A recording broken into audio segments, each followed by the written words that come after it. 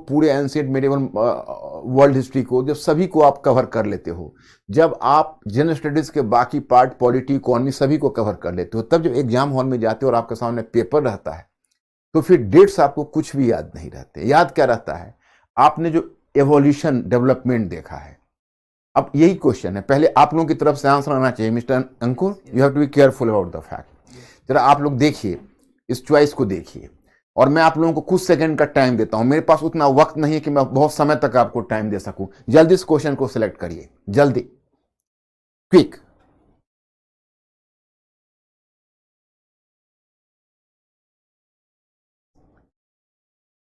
Answer आना शुरू हुआ mister Ankur, will inform me. No sir, अभी नहीं। Is the everything okay? Comment is not being shown. Okay, तब तो मेरी मजबूरी है कि मुझे कर देना होगा। अब देखो, सेंट टोमे का युद्ध, तो पहले आपको याद करना होगा प्रथम कर्नाटिक वॉर हुआ। प्रथम कर्नाटिक वॉर में 1746 में सेंट टोमे का युद्ध हुआ था, यानी 1746 में ये युद्ध हुआ था। और इस युद्ध में आपको पता है कि किस प्रकार से एक छोटी सी आर्मी को लेकर फ्रांस की सेना ने कर्नाटक के नवाब के 10,000 की सेना को पराजित किया था। वो मैंने घटना आपको बताई। 1746 में वांडीवास का युद्ध, डिसाइसिव युद्ध, जिसने फ्रांसीसी के भाग्य सितारा को हिंदुस्तान में डुबा दिया। Time period 1760। पलासी का युद्ध 1757। तो आपका आंसर बन जाता है 132। 132, ये आपका उत्तर हो गया। क्वेश्चन नंबर 2, ब्रिटिश कंपनी की प्रथम प्रेसिडेंसी कहां स्थापित थी? तो प्रथम प्रेसिडेंसी सूरत थी, फिर उसके बाद फोर्ट विलियम गई हुई है, तो उसके बाद फोर्ट विलियम प्रेसिडेंसी के रूप में काम किया है। क्वेश्चन नंबर 3, निम्नलिखित में कौन इलाहाबाद की संधि की शर्तों में शामिल नहीं था? 1, ब्रिटिश को करा एवं इलाहाबाद के क्षेत्र मिले। ब्रिटिश को करा एवं इलाहाबाद के क्षेत्र मिले। 2, अवध की सेना भंग करा दी गई तथा अवध में ब्रिटिश सेना स्थापित कर दी गई। अब उत्तर है ए केवल 1, बी 1 और 2, सी केवल 2, डी उपयुक्त में कोई नहीं। अब जानते हो मैं स्टूडेंट्स, इसका उत्तर क्या होगा? इसका उत्तर होगा केवल 1, क्योंकि ये आपको फंसाने के लिए दिया गया है। दूसरा, अवध की सेना भंग नहीं की गई थी और अवध में ब्रिटिश सेना स्थापित नहीं की गई थी। That is not the true answer. Question number 4, 17वीं सदी में निम्नलिखित में किस किन कारकों ने यूरोपीय कंपनियों के पूर्वी विश्व के साथ व्यापार को प्रोत्साहन दिया था? मतलब आपसे पूछा जा रहा है कि 17वीं सेंचुरी में कौन सा ऐसा कारक था जिसने यूरोपीय कंपनियों को पूर्वी विश्व के साथ, जैसे यूरोपीय कंपनियां जो पूर्वी विश्व के साथ व्यापार कर रही, वह पूर्वी विश्व के साथ यूरोपीय कंपनियों के व्यापार को किस कारक ने प्रोत्साहन दिया था? पहला, यूरोप में एक धनी वर्ग का उद्भव। क्या यह कारक था? सोची, मैंने आपको पढ़ाया हुआ है कि यूरोप में कोई धनी वर्ग का उद्भव हुआ था जिससे व्यापार को प्रोत्साहन मिला था। यस, दिस इज करेक्ट, क्योंकि जो यूरोप में धनी वर्ग है, वह धनी वर्ग ने वस्तुओं की मांग को बढ़ा दिया था। दूसरा है नौ परिवहन गतिविधियों को प्रोत्साहन, क्योंकि जैसे कंपास, एस्ट्रोलैब, अगर इन सब का प्रयोग नहीं हुआ होता तो डीप सी में अपने बोट को लेकर वो नहीं जा पाते, अपने जहाज को लेकर नहीं जा पाते। यह भी कारण है अमेरिकी धातु की उपलब्धता। अगर अमेरिकी धातु नहीं रहती तो एक तरफा व्यापार था, भारतीय वस्तुएं उन्होंने खरीदी, उसके बदले उनके पास देने के लिए वस्तुएं नहीं थी। क्या देते? सोचिए। That is also correct. So your answer is C, 1, 2 and 3। Question number 5, निम्नलिखित में कौन ज्वाइंट स्टॉक कंपनी थी? मैंने आपको सरकारी कंपनी और ज्वाइंट स्टॉक कंपनी का अंतर बताया है। किसी को कोई प्रॉब्लम नहीं ना? Okay, there comments? Not yet, I am just waiting for your comments. So just make a contact with him. What's his response? एक पोर्तुगीज कंपनी? नहीं, ये सरकारी कंपनी थी। British company? Yes. Dutch company? Yes. French company? No, ये सरकारी company थी। तो 2 और 3 आपका उत्तर हो गया बी। तो ये आपके उत्तर हुए 5 क्वेश्चंस के। आज मुझे एक तरफा उत्तर मुझे आपके बिहाफ से करना पड़ा क्योंकि आप अवेलेबल नहीं थे। अब चलिए, हमने फिर एक बार आपको याद दिलाना है कि आप सामान्यतः नहीं पढ़ रहे हो, ध्यान करिए। आप जैसे first Carnatic war, second Carnatic war, third Carnatic war, कई बार मैंने आप लोगों के कमेंट्स में देखा है या फिर आप बच्चों का रिस्पॉन्स देखा है। अब तक जो आप पढ़ रहे थे उससे आपको तरीका बदलना पड़ेगा। और क्या, आपको खान रिसर्च सेंटर में इतने सारे तरीके बदलवाए जाएंगे पढ़ने और पढ़ाने के। हमने आपको पहले दिन जब डिक्लेयर किया था खान साहब के साथ मिलकर, याद होगा कि we have to transform the education system and particularly the social science. Social science के अप्रोच को चेंज करना हमारा उद्देश्य है, ध्यान कर लीजिए। उसमें आप पहले जो पढ़ते थे और अब जो पढ़ेंगे उन दोनों के पढ़ने के अप्रोच में फर्क होगा। पहले आप अप्रोच को समझिए, इतना सटीक अप्रोच है कि आपको इसका फायदा मिलना ही मिलना है और आप बहुत ही कंफर्टेबल हो जाओगे विषय में। जैसे हमने 18वीं सदी, पहले पूरे मॉडर्न हिस्ट्री को 4 पार्ट में बांटना है। हिस्ट्री ऑफ 18th सेंचुरी, 18वीं सदी का इतिहास। फिर दूसरा उपनिवेशवाद, जो दूसरा खंड उपनिवेशवाद आज मैं शुरू करने वाला हूं। तीसरा खंड राष्ट्रवाद, जो एक बड़ा सा खंड होगा। और चौथा खंड स्वतंत्रता उपरांत भारत, जो 1947 यानी भारत में राष्ट्र निर्माण की प्रक्रिया चलेगी, वो आपका लास्ट पार्ट होगा। तो हमने पहला जो प्रथम खंड था, वह प्रथम खंड हमने समाप्त किया। ये प्रथम खंड क्या था? तो प्रथम खंड था 18वीं सदी का इतिहास। 18वीं सदी का इतिहास, 18वीं सदी का इतिहास। अब इसमें मैं पहला काम क्या करने जा रहा हूं पता है आपको? इसमें पहला काम मैं करने जा रहा हूं कि आपको एक चीज सोचने के लिए देता हूं। मेरा विश्वास है कि आप लोग यहां जब इकट्ठे हुए होंगे तो पेन और पेपर लेकर इकट्ठे हुए होंगे, और जो बात मैं कह रहा हूं उसमें आवश्यक बातों को आपको नोट डाउन भी करना है। उन आवश्यक बातों को आपको नोट डाउन भी करना है। तो आप पेन और पेपर लेकर आए होंगे, आवश्यक बात को नोट डाउन कर रहेंगे, ऐसा हम मानकर चलते हैं। तो इसमें मैं आपको, पहले आप इसको नोट डाउन करिएगा, मैं दे रहा हूं आपको फूड फॉर थॉट।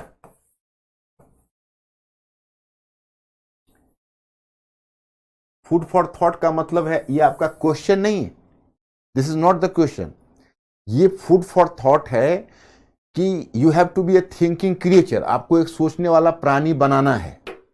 तो आपने जो 18वीं सदी के पूर्वार्ध और उत्तरार्ध में जितने मुद्दे पढ़े हैं, मैं एक एक मुद्दे को यहां इनलिस्ट कर रहा हूं और उस मुद्दे का जवाब आपको देना है। आप एक करिएगा, फूड फॉर थॉट की कॉपी बना लीजिएगा और जो मुद्दे मैं यहां डालता हूं उस मुद्दे का 2, 3, 4 पॉइंट में प्रत्येक मुद्दे का उत्तर अपनी कॉपी में लिख लीजिएगा, उससे आपकी समझ विकसित होगी। जैसे देखिए, फूड फॉर थॉट में हमारे सामने पहला मुद्दा है कि 18वीं सदी के पूर्वार्ध को 18वीं सदी के पूर्वार्ध के कालखंड, 18वीं सदी के पूर्वार्ध को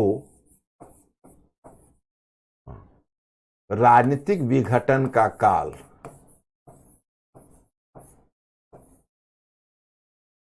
राजनीतिक विघटन का काल,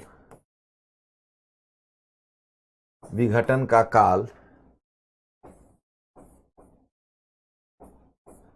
क्यों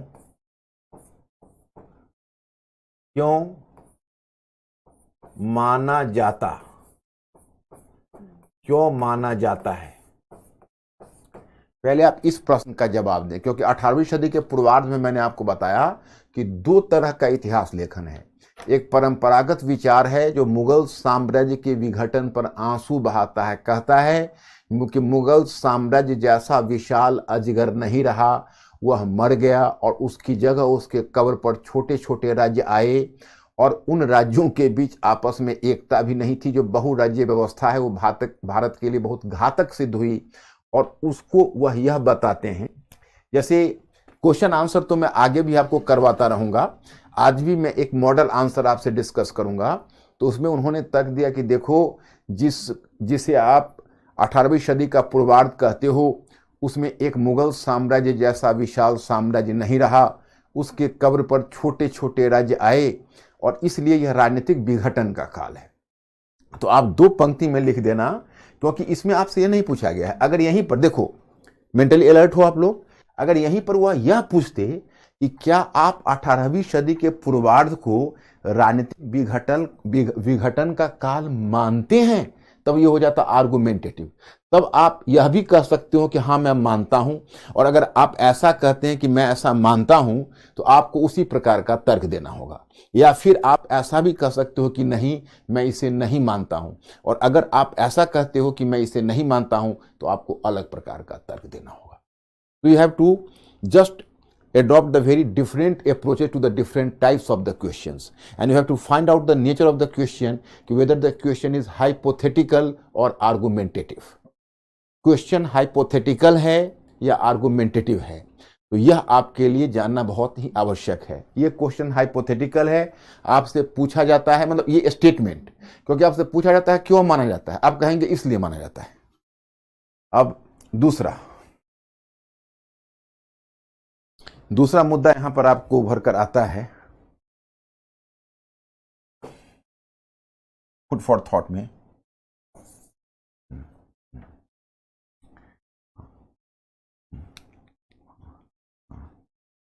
क्या 18वीं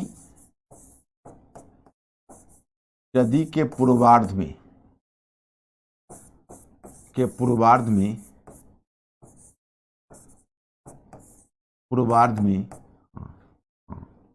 भारत में प्रचलित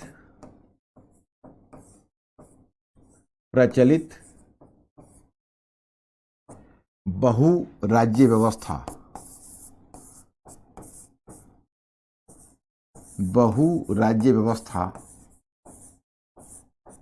व्यवस्था पतन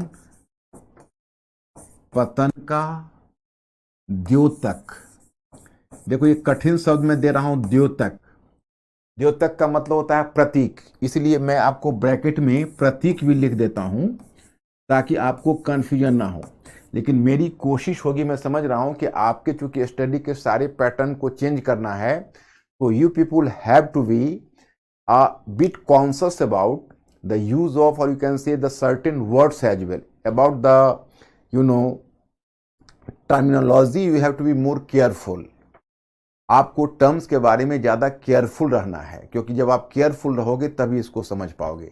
हाँ mister Ankur, is there any question?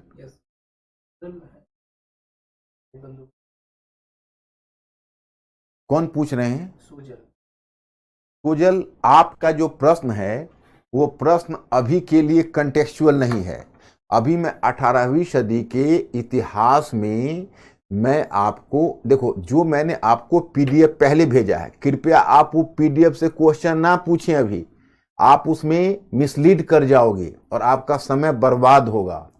अभी मैं ये देखो मैं रखा हुआ हूं, मैं आपको बताऊं, ये मैं रखा हुआ हूं, एक एक पेज जैसे जैसे आगे बढ़ेगा मैं खुद क्लियर करता जाऊंगा।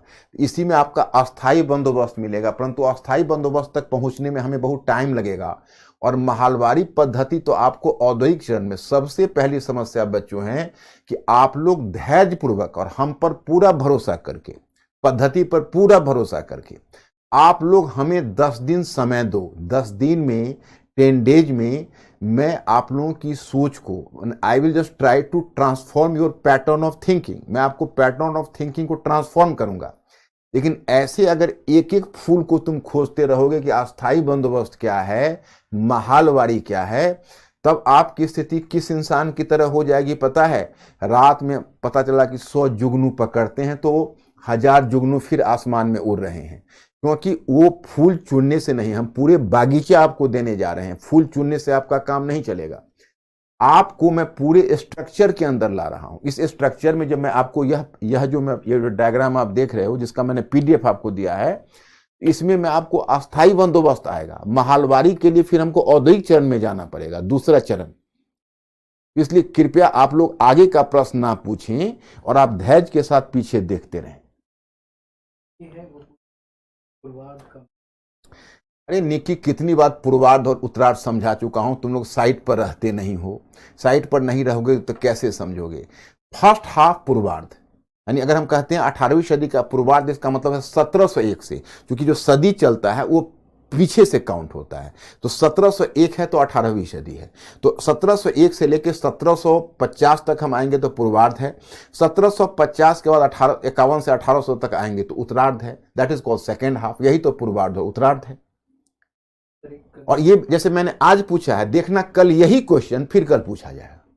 सो here I have to ask you people the question कि तुम लोगों का समय बर्बाद हो रहा है। ऐसी छोटी छोटी चीजों में तुम हमें उलझा देते हो और हम तुमको एक बड़े पैटर्न पर ले जाना चाहते हैं जिसमें परेशानी आ जाती है, क्योंकि तुम्हारा जो लेक्चर है वो लेक्चर ऑब्स्ट्रक्ट होता है। इसलिए ध्यान रहे कि जो एक बार मैं समझा दूं, आप लोग पेन पेपर लेकर बैठो, उसको नोट डाउन करते रहो।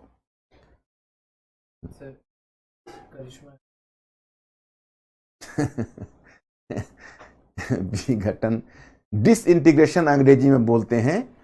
और उससे भी अगर तुम लेमैन टर्म में पढ़ोगे तो विघटन का मतलब टूटना फूटना, टूटना फूटना, यही विघटन होता है। तो अगर वैसे लेमैन टर्म में टूटना फूटना लिखोगे तो परीक्षक भी आश्चर्य में पड़ जाएगा कि भाई इसकी किस मूड से ये बच्चा आया है। तो विघटन को तो विघटन समझना पड़ेगा। खैर एनीवे, माय पॉइंट इज कि आपके सामने जो मैंने ये रखा है कि 18वीं सदी के पूर्वार्ध में, पूर्वार्ध का मतलब first half of 18th century, मतलब here I have to discuss with you, I will just simultaneously I will just repeat the same sentence in English as well. 18वीं सदी के पूर्वार्ध को राजनीतिक विघटन का काल क्यों माना जाता है? तो why is first half of 18th century characterise as the period marked by political fragmentation? Political fragmentation, राजनीतिक विघटन का मतलब पॉलिटिकल फ्रेगमेंटेशन। क्या 18वीं सदी के पूर्वार्ध में भारत में प्रचलित बहुराज्य व्यवस्था पतन का द्योतक था, यानी पतन का प्रतीक था? Was during the first half of 18th century the multi state system. बहुराज्य व्यवस्था का मतलब है जहां एक मुगल साम्राज्य की जगह बहुत सारे छोटे छोटे राज्य स्थापित होना। तो जो बहुराज्य व्यवस्था है, मतलब कि एक मुगल साम्राज्य की जगह जो छोटे छोटे राज्य है, क्या वह पतन का द्योतक है? क्या उसको हम पतन का प्रतीक माने? Was it a sign of decline? क्या हम इसको पतन या डिक्लाइन का प्रतीक माने?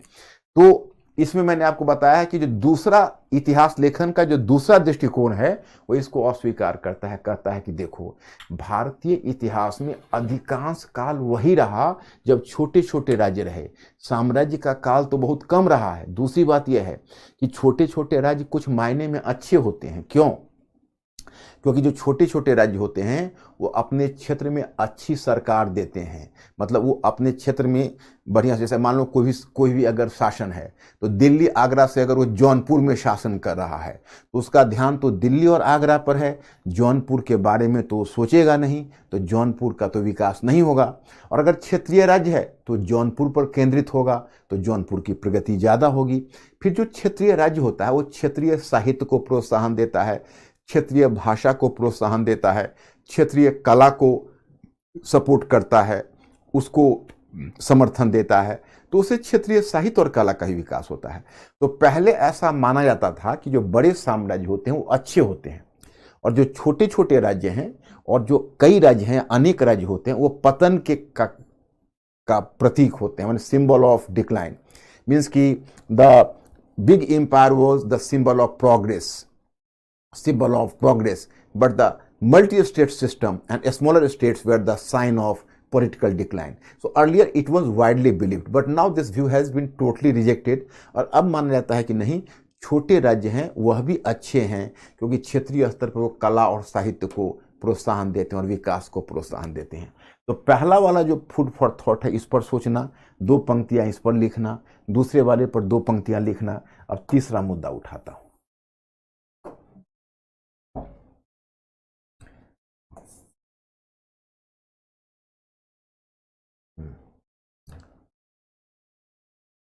फिर 18वीं, देखो 18वीं सदी का पूर्वार्ध और 18वीं सदी का उत्तरार्ध, ये कई बार बोल चुका हूं। 18वीं सदी का पूर्वार्ध का मतलब हुआ, 18वीं सदी का पूर्वार्ध का मतलब हुआ 1701 से 1750, जब मुगल साम्राज्य का पतन हुआ। और मुगल साम्राज्य के पतन के पश्चात जो छोटे छोटे राज्य आए उसे कहते हैं 18वीं सदी का पूर्वार्ध। तो इसके लिए हमने एक टर्म का फिर इस्तेमाल किया है। यहां पर हम लिखेंगे कि 18वीं सदी के पूर्वार्ध को पूर्वार्ध को अंधकार का युग क्यों कहा गया?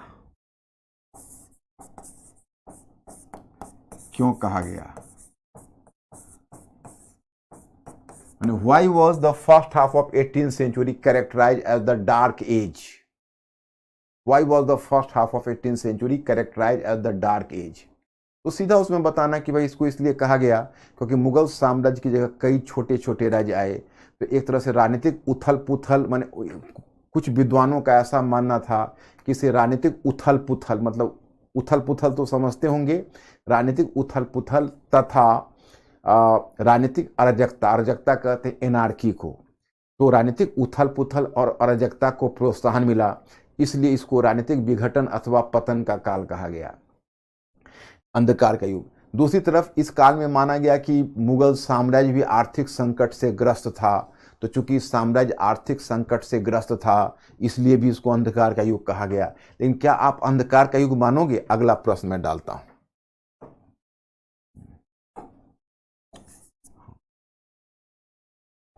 18वीं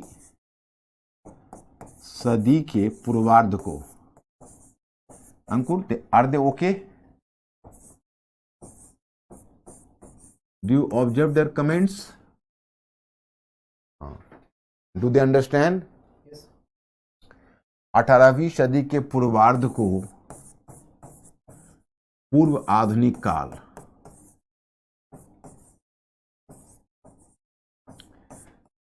पूर्व आधुनिक काल क्यों कहा गया?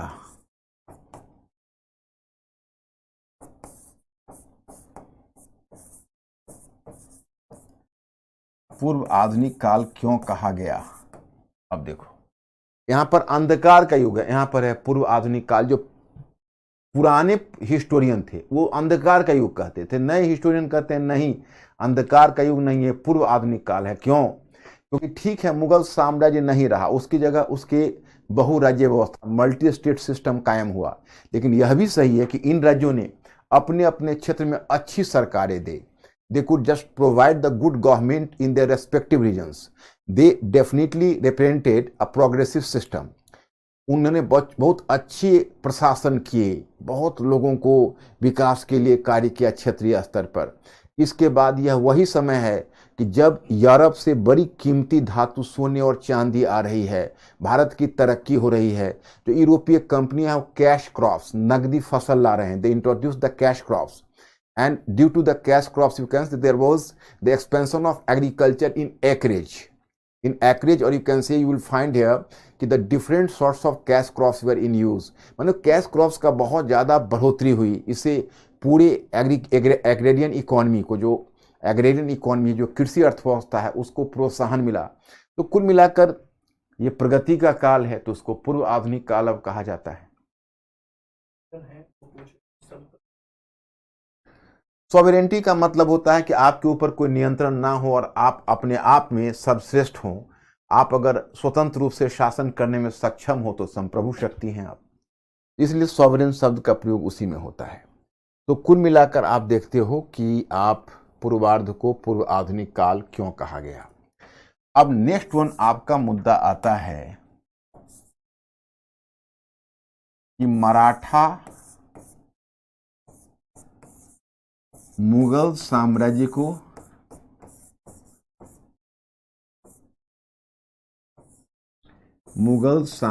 को विस्थापित क्यों नहीं कर सके।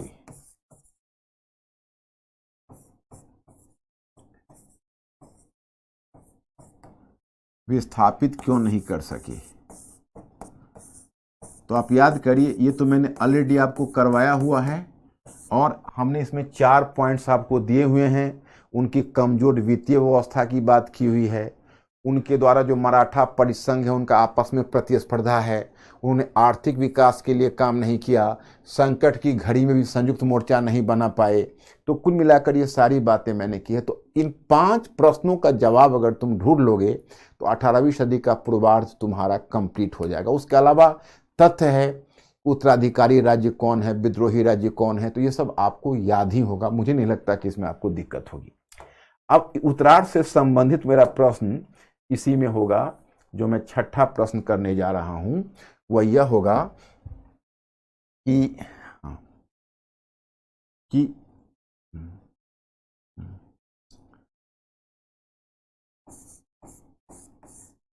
यूरोपीय देशों ने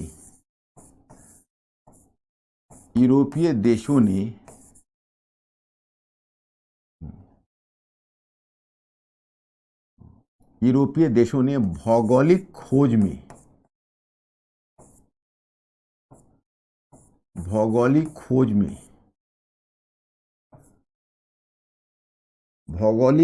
में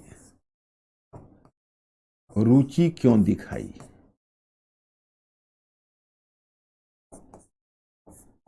भौगोलिक खोज में रुचि क्यों दिखाई? यूरोपीय देशों ने भौगोलिक खोज में रुचि क्यों दिखाई? तो this question should be answered bye you कि भाई भौगोलिक खोज में उन्होंने रुचि क्यों दिखाई। तो बहुत आसानी से तुम कुस्तुनतुनिया के पतन की कहानी बता देना कि कुस्तुनतुनिया के पतन ने किस प्रकार का क्राइसिस डेवलप किया। उसका अगला प्रश्न तुम उठाना, जो फूड फॉर थॉट में तुमको सोचना है कि यूरोपीय देशों ने पूर्वी व्यापार की ओर आकर्षण क्यों दिखाया?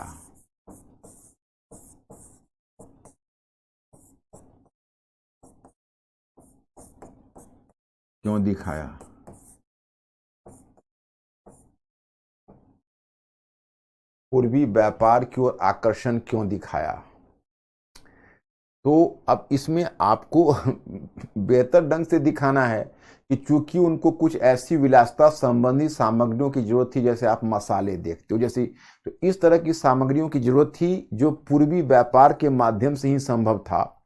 और इसके अलावा एक और भी बात थी कि पूर्वी व्यापार को इसलिए सस्टेन कर सकते थे क्योंकि पश्चिम से जो कीमती धातु उनको मिल रहा था, यानी अमेरिका से, तो अमेरिकी कीमती धातु का भी उपयोग कर सकते थे। तो इसको आप इस तरह से दिखा देना। फिर आप का दूसरा प्रश्न यहाँ पर उठाता हूँ, मतलब दूसरा फूड फॉर थॉट, दूसरा प्रश्न मैं यहाँ पर उठाता हूँ कि यूरोपीय देशों का अमेरिकी एवं अफ्रीकी क्षेत्रों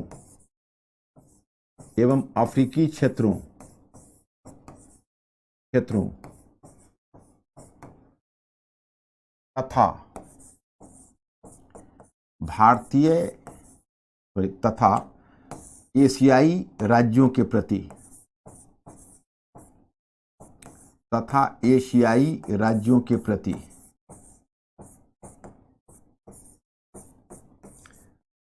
के प्रति व्यवहार में क्या अंतर रहा?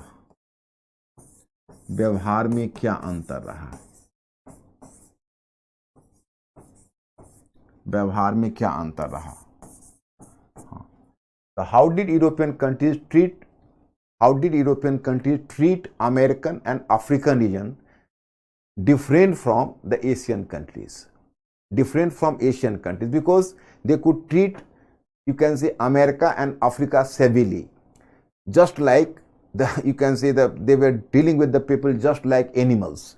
अब अमेरिकी की रेड इंडियंस को उन्होंने कैसा सप्रेस किया, कैसा दबाया, कैसा सताया, कैसे अफ्रीका में दासों को, अफ्रीकी लोगों को दास के रूप में बेच लिया। लेकिन जब एशिया में आए तो एशिया में उनका व्यवहार अलग क्यों था? सोचो, इसलिए कि एशियाई देश बहुत ताकतवर थे। यहाँ पर बड़े बड़े मोनार्क थे, बड़े बड़े शक्तिशाली शासक थे। तो यहाँ पर वो आए तो हाथ जोड़कर प्रतिवेदक की तरह, पेटिशनर्स की तरह आए। यहाँ पर उनकी दादागिरी नहीं चलती। यहाँ पर उनको इंतजार करना पड़ा जब हम कमजोर पड़े तो हमारे यहाँ पलासी और बक्सर का युद्ध थोपा और उसी प्रकार जब चीन कमजोर पड़ेगा तो चीन पर वो जबरन अफीम युद्ध थोपेंगे, तो चीन पर उनके द्वारा अफीम युद्ध थोपा जाएगा। और भारत में बंगाल पर उन्होंने पलासी और बक्सर का युद्ध थोपा। तो ये डिपेंड करता है सिचुएशन के ऊपर। क्या अंतर रहा ये। अब नेक्स्ट वन कि भारत में ब्रिटिश कंपनी के साथ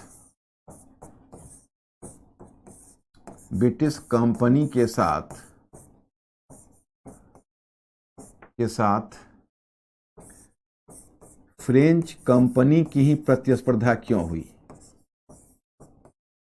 फ्रेंच कंपनी की ही इतनी अधिक प्रतिस्पर्धा क्यों हुई?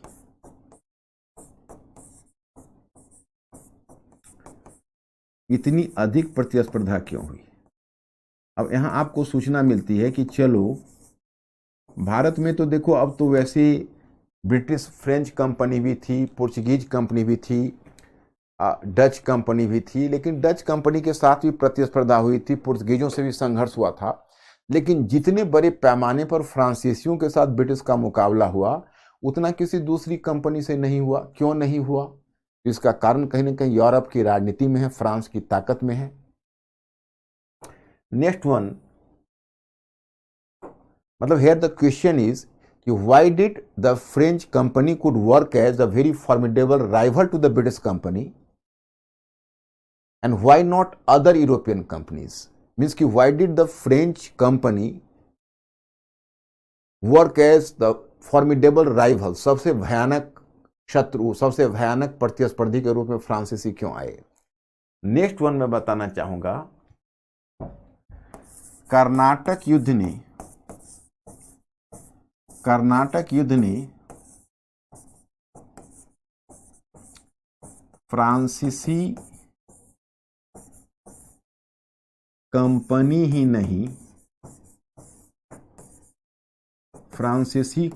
ही नहीं बल्कि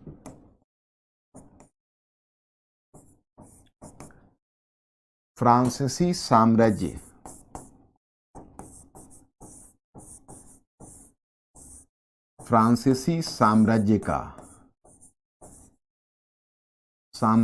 का भी भविष्य तय कर दिया। फ्रांसीसी साम्राज्य का भी भविष्य तय कर दिया। फ्रांसीसी साम्राज्य का भी भविष्य तय कर दिया। अब देखो, यह जो फ्रांसीसी कर्नाटक युद्ध है, मैंने प्रथम कर्नाटक युद्ध आप याद करिए 1744 से 48 बताई थी, जो शुरू हुआ था यूरोपीय प्रश्न से, वहां ऑस्ट्रिया के उत्तराधिकार का युद्ध शुरू हुआ। तो मैं पूरी कहानी आपको बता चुका हूं। फिर द्वितीय कर्नाटक युद्ध भारतीय समस्या से शुरू हुई थी और तृतीय कर्नाटक युद्ध सप्तवर्षीय युद्ध 7 ईयर्स वॉर यूरोप से शुरू हुआ था और अंत में बांडीवास के युद्ध में फ्रांसीसियों की अंतिम रूप में पराजय हो गई। तो अब ये जो तीनों घटनाओं, तीनों युद्धों को देखते हो तो तुम देखते हो कि एक तरफ भारत में फ्रांसीसी कंपनी लूज कर गई, लेकिन भारत से बाहर फ्रांसीसी साम्राज्य लूज कर गया और वो साम्राज्य निर्माण के मोर्चे पर फ्रांसीसी साम्राज्य नहीं टिक सका।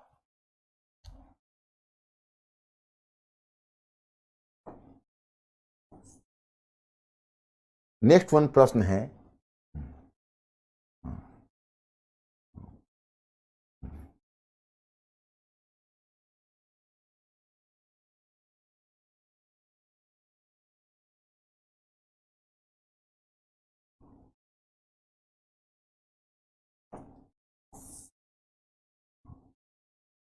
ब्रिटिश कंपनी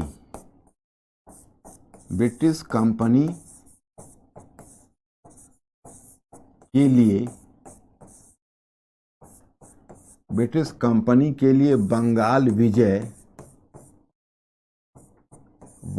विजय किस प्रकार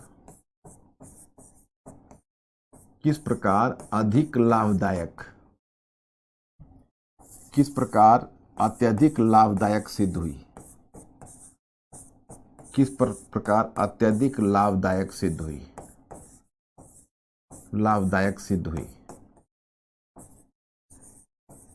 how did Bengal prove much more beneficial for the British company? How did Bengal prove much more beneficial for the British company? तो ये कैसे बंगाल का जो कॉन्क्वेस्ट है वो कैसे ब्रिटिश कंपनी के लिए बहुत फ्रूटफुल सिद्ध हुआ। इसमें दो बातें तुम कह सकते हो। एक तो बंगाल के का संसाधन अब ब्रिटिश कंपनी की कृपा पर चली गई, क्योंकि बंगाल सबसे रिसोर्सफुल स्टेट था, और जब बंगाल का संसाधन ब्रिटिश कंपनी को मिला तो ब्रिटिश कंपनी उस संसाधन से और बंगाल के प्रोडक्ट से, क्योंकि अंतर्राष्ट्रीय व्यापार में 40% जो प्रोडक्ट था वो बंगाल से ही जाता था, तो एक तो यह लाभ मिला। और उससे भी बड़ा लाभ मिला कि आपको याद है कि ब्रिटिश कंपनी जो भारत से वस्तुएं खरीदती थी, तो इसके लिए ब्रिटिश कंपनी कीमती धातु कहाँ से लाती थी, तो लंदन से लाती थी। और उसकी सरकार बार बार आपत्ति करती थी कि भाई हमारे यहाँ का जो प्रेशियस मेटल है वो इंडिया जा रहा है। तो ब्रिटिश कंपनी ने यह जुगत लगाया, यह गुंजाइश लगाई कि कुछ ऐसा हो जाता कि हम भारतीय धन से ही भारतीय वस्तुओं की खरीद कर पाते। वह ब्रिटिश कंपनी को वह फायदा तब मिला जब बंगाल की दीवानी ब्रिटिश कंपनी को प्राप्त हुई। आपको याद है, मैं पीछे बता चुका हूं आपको बंगाल की दीवानी, आगे बताऊंगा द्वैत शासन। द्वैत शासन अभी बताया नहीं है, मैं आगे आपको द्वैत शासन बताऊंगा। तो आपको सूचना यह मिलेगी कि जो बंगाल की दीवानी है, दीवानी में दीवानी किसको बोलते हैं, तो राजस्व वसूलने का अधिकार।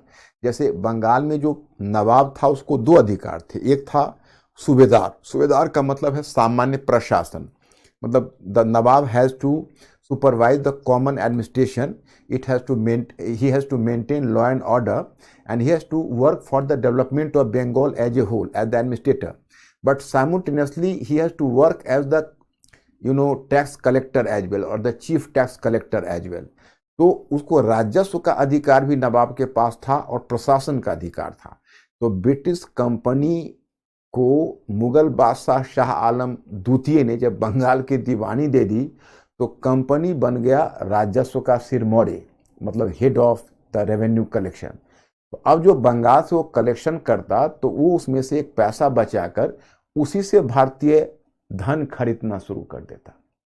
तो भारतीय वस्तुएं, जो इंडियन प्रोडक्ट्स के बदले उसने अब ब्रिटेन से सोने चांदी लाने कम कर दिए, और भारतीय धन से ही बंगाल से जो प्राप्त राजस्व था वो राजस्व के एक भाग से ही उसने भारतीय वस्तुओं को खरीदना आरंभ कर दिया।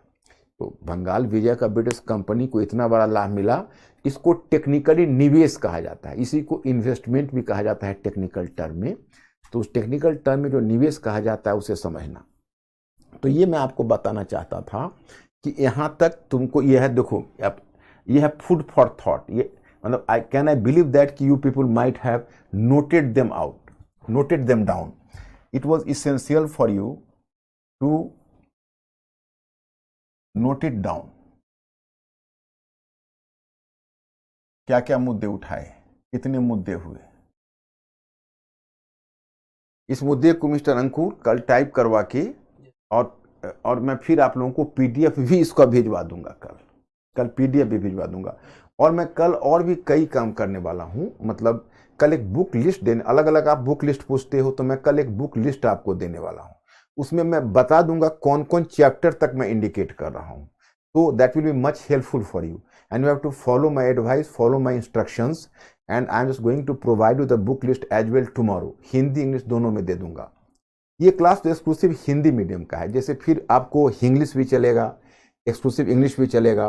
तो चूंकि पहला ओपन किया गया और हिंदी मीडियम से ही ओपन किया गया है, तो आप जो लोग जुड़े हुए हो इंग्लिश वाले वो भी रहो आगे। आपको इंग्लिश का स्टडी मटेरियल भी इंग्लिश में जाने लगेगा, आपको जल्द ही मिल जाएगा। तो you have to maintain patience. हाँ, कुछ क्या कहना चाहते हो? एक क्वेश्चन मैंने पूछा कि क्या किसी काम को मुसलमान हिंदुओं का काम किया जा सकता?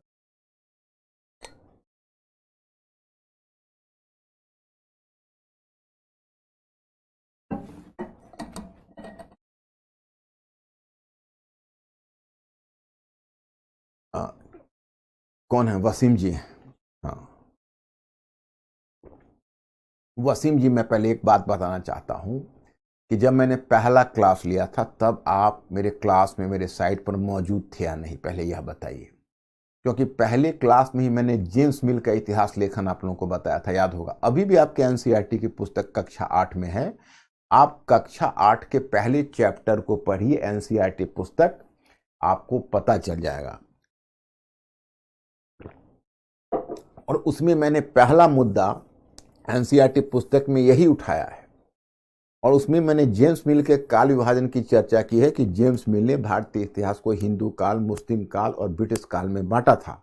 तो उसने मुस्लिम काल का नाम दिया था मोहम्मद गोरी के आक्रमण और तुर्की राज्य की स्थापना से, परंतु हम लोगों ने इसका खंडन किया था।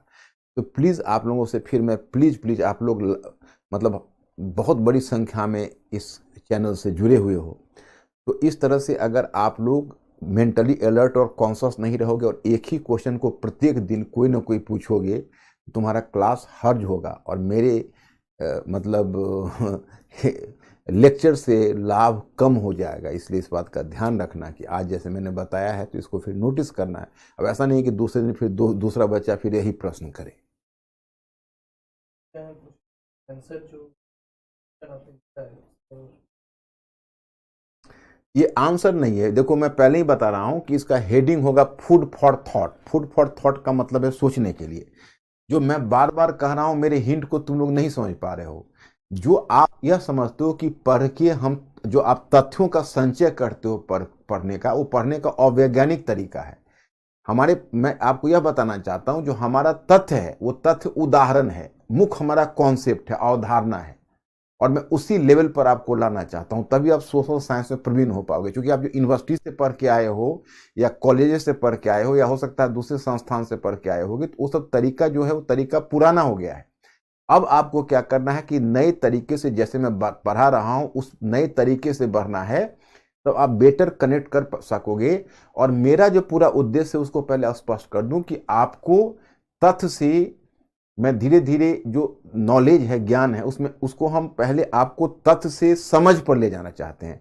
आई just try to channelize you from collection of information to understanding. मतलब आपको इंफॉर्मेशन से मैं अंडरस्टैंडिंग के लेवल पर लाना चाहता हूं। तो उसके लिए तरीका यह है कि मैं जितना प्रत्येक दिन पढ़ाऊं, अब जैसे मेरा क्लास और फिर कंटिन्यू रहेगा, तो ध्यान रखना जितने भी बच्चे मेरे साइट्स पर जुड़े हुए हैं कि जिस दिन मैं जो क्वेश्चन किसी और बच्चे को करूं, you people have to be conscious about the fact. अब आई होप कि most of the you may just watch the live class. If someone is not, so you can stay at your home, so at least you will just go through the recorded class. The same question will be repeated in the class.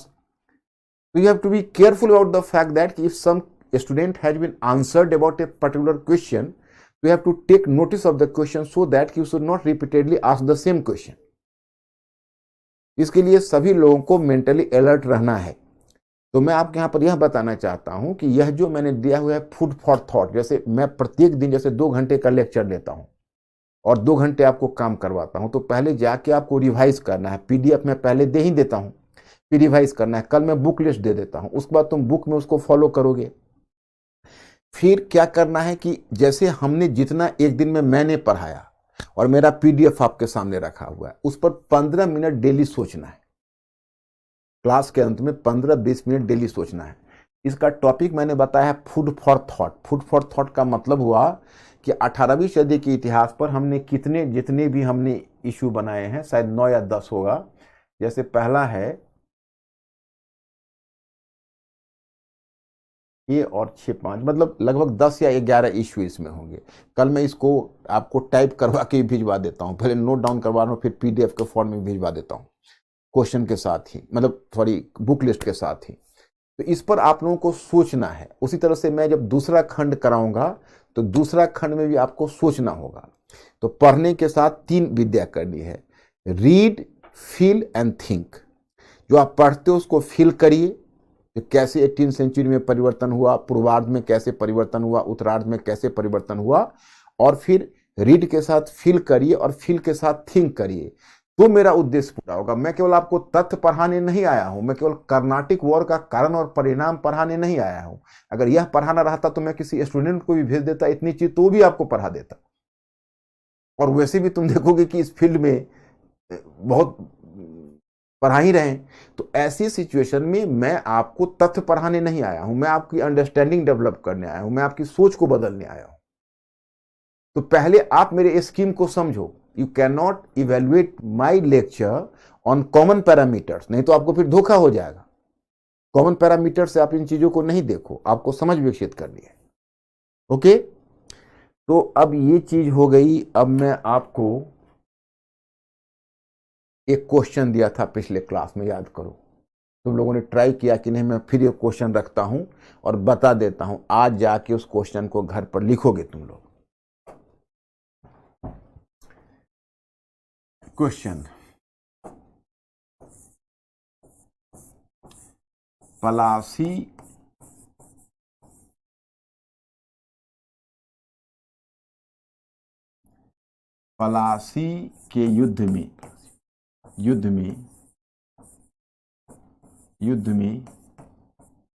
British विजय की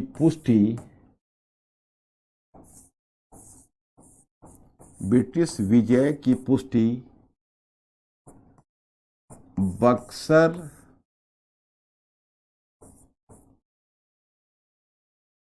के युद्ध ने कर दी।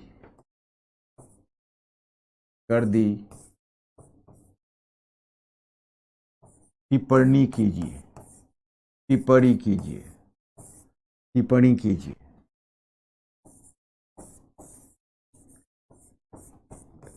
मैंने जिस दिन class आपका छोड़ा था, जब न्यू ईयर की छुट्टी दी थी, उस समय मैंने लास्ट डे एक क्वेश्चन रखा था। आप में से किसी स्टूडेंट ने इस क्वेश्चन को ट्राई किया है कि नहीं? हाँ या ना? Come on the site and respond to my question. Ankur, be careful.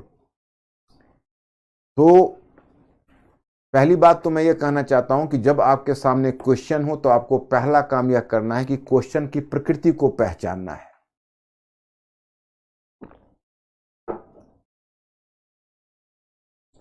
आपको क्वेश्चन की प्रकृति को पहचानना है कि क्वेश्चन हाइपोथेटिकल है या क्वेश्चन आर्गुमेंटेटिव है। इस क्वेश्चन को पहचानिए, क्वेश्चन हाइपोथेटिकल है या क्वेश्चन आर्गुमेंटेटिव है। Be clear.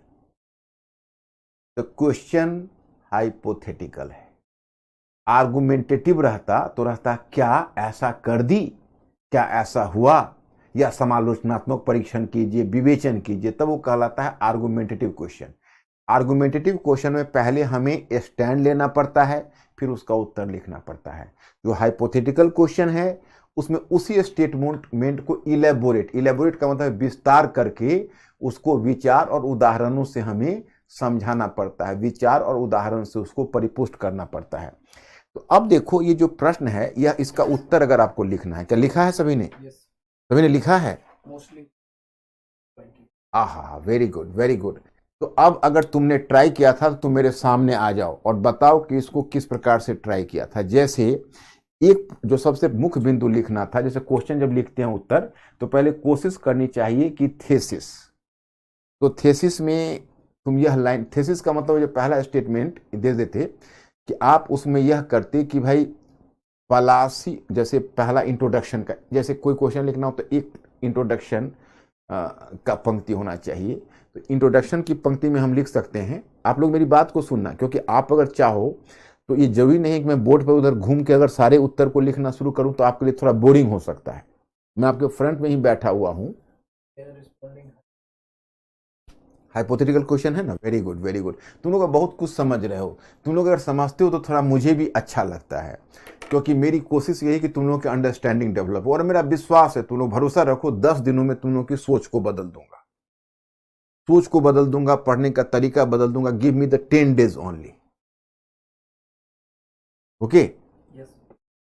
तो माय पॉइंट इज कि अब जैसे ये क्वेश्चन है, तो अब जैसे इंट्रोडक्शन में क्या हो सकता है? इंट्रोडक्शन में हम दे सकते हैं कि पलासी और भारत में ब्रिटिश कंपनी की प्रगति या ब्रिटिश कंपनी की राजनीतिक सफलता के इतिहास में, या भारत में ब्रिटिश कंपनी की सफलता के इतिहास में पलासी और बक्सर का युद्ध 2 महत्वपूर्ण घटनाएं मानी जाती है। ये हो गया इंट्रोडक्शन। अब वहां हम कह दें दूसरी पंक्ति में कि पलासी का युद्ध, धोखे और पलासी का युद्ध एक युद्ध नहीं बल्कि एक बड़ा विश्वासघात था। ये धोखे और विश्वासघात से जीता गया था। इसलिए अगर ब्रिटिश इसके बाद कोई भी युद्ध हार जाते तो वो उन लाभों से वंचित हो जाते जो उन्होंने प्लासी के युद्ध में प्राप्त की थी। अतः उन्होंने जब बक्सर की युद्ध जीती तो इसका मतलब बक्सर का युद्ध एक खुला सैनिक संघर्ष था जिसमें ब्रिटिश ने अपनी सैन्य श्रेष्ठता स्थापित कर दी। तो प्लासी के युद्ध की पुष्टि इस रूप में बक्सर के युद्ध ने कर दी। एक बिंदु तो यह आ गया, लेकिन फिर भी चलो अपना उत्तर कुछ छोटा पड़ रहा है तो उसको थोड़ा और लंबा करते हैं, फिर पैराग्राफ चेंज करते हैं या दूसरा पॉइंट बदलते हैं और कहते हैं उसी प्रकार प्लासी के युद्ध ने बंगाल के नवाब पर ब्रिटिश कंपनी का प्रभाव स्थापित किया, परंतु शीघ्र ही कंपनी और नवाब के बीच प्रतिस्पर्धा शुरू हो गई। परंतु बक्सर के युद्ध ने बंगाल के नवाब को पूरी तरह ब्रिटिश कंपनी के अधीन कर दिया। तो एक ने बंगाल के नवाब पर प्रभाव बनाया, परंतु प्रभाव कारगर नहीं रहा, तभी तो मीर कासिम के साथ प्रतिस्पर्धा हुई। लेकिन बक्सर के युद्ध ने अंतिम रूप में बंगाल के नवाब पर ब्रिटिश कंपनी का नियंत्रण स्थापित कर दिया। तीसरी बात कि प्लासी के युद्ध से ब्रिटिश को बंगाल से धन प्राप्त हुआ जिसमें ब्रिटिश कंपनी उसको व्यापार में निवेश कर सकी। लेकिन बक्सर के युद्ध ने तो ब्रिटिश कंपनी के निवेश की समस्या को ही दूर कर दिया, क्योंकि अब बंगाल की दीवानी ब्रिटिश कंपनी को मिल गई थी, जिससे एक अंश बचाकर ब्रिटिश कंपनी व्यापार में निवेश कर सकता था। तो मेरे विचार से इस क्वेश्चन का उत्तर पूरा हो जाएगा। सभी लोग जिन्होंने ट्राई किया है वो सभी लोग मिला लें और अगर उचित समझे तो इसको दोबारा रीराइट करें। इसी तरह मैं आपको उत्तर लेखन प्रत्येक दिन कोई न कोई रूप में सिखाता रहूँगा। तो अगर आप लोग कहें तो हम खंड 2 की तरफ बढ़ें, जिसका PDF मैंने भेजा है, और एक कहें तो एक अच्छी शुरुआत के साथ शुरू करें। यस या और नो? 18वीं सदी का इतिहास क्लियर हुआ आप लोगों को, हाँ या ना? Please come on the website and just make a response, quick response, make a quick response. 18वीं सदी का इतिहास क्लियर हुआ क्योंकि मैं खंड 2 की तरफ बढ़ रहा हूं।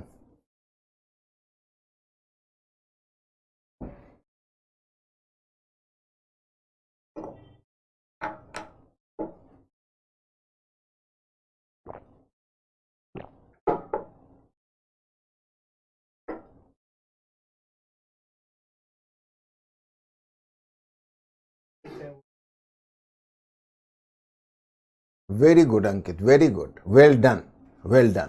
और उसी तरह लिखा तो वेल डन। अभी तुम लोगों ने धीरे धीरे शुरू किया है, बहुत जल्दी तुम लोग बहुत अच्छा लिखने लगोगे।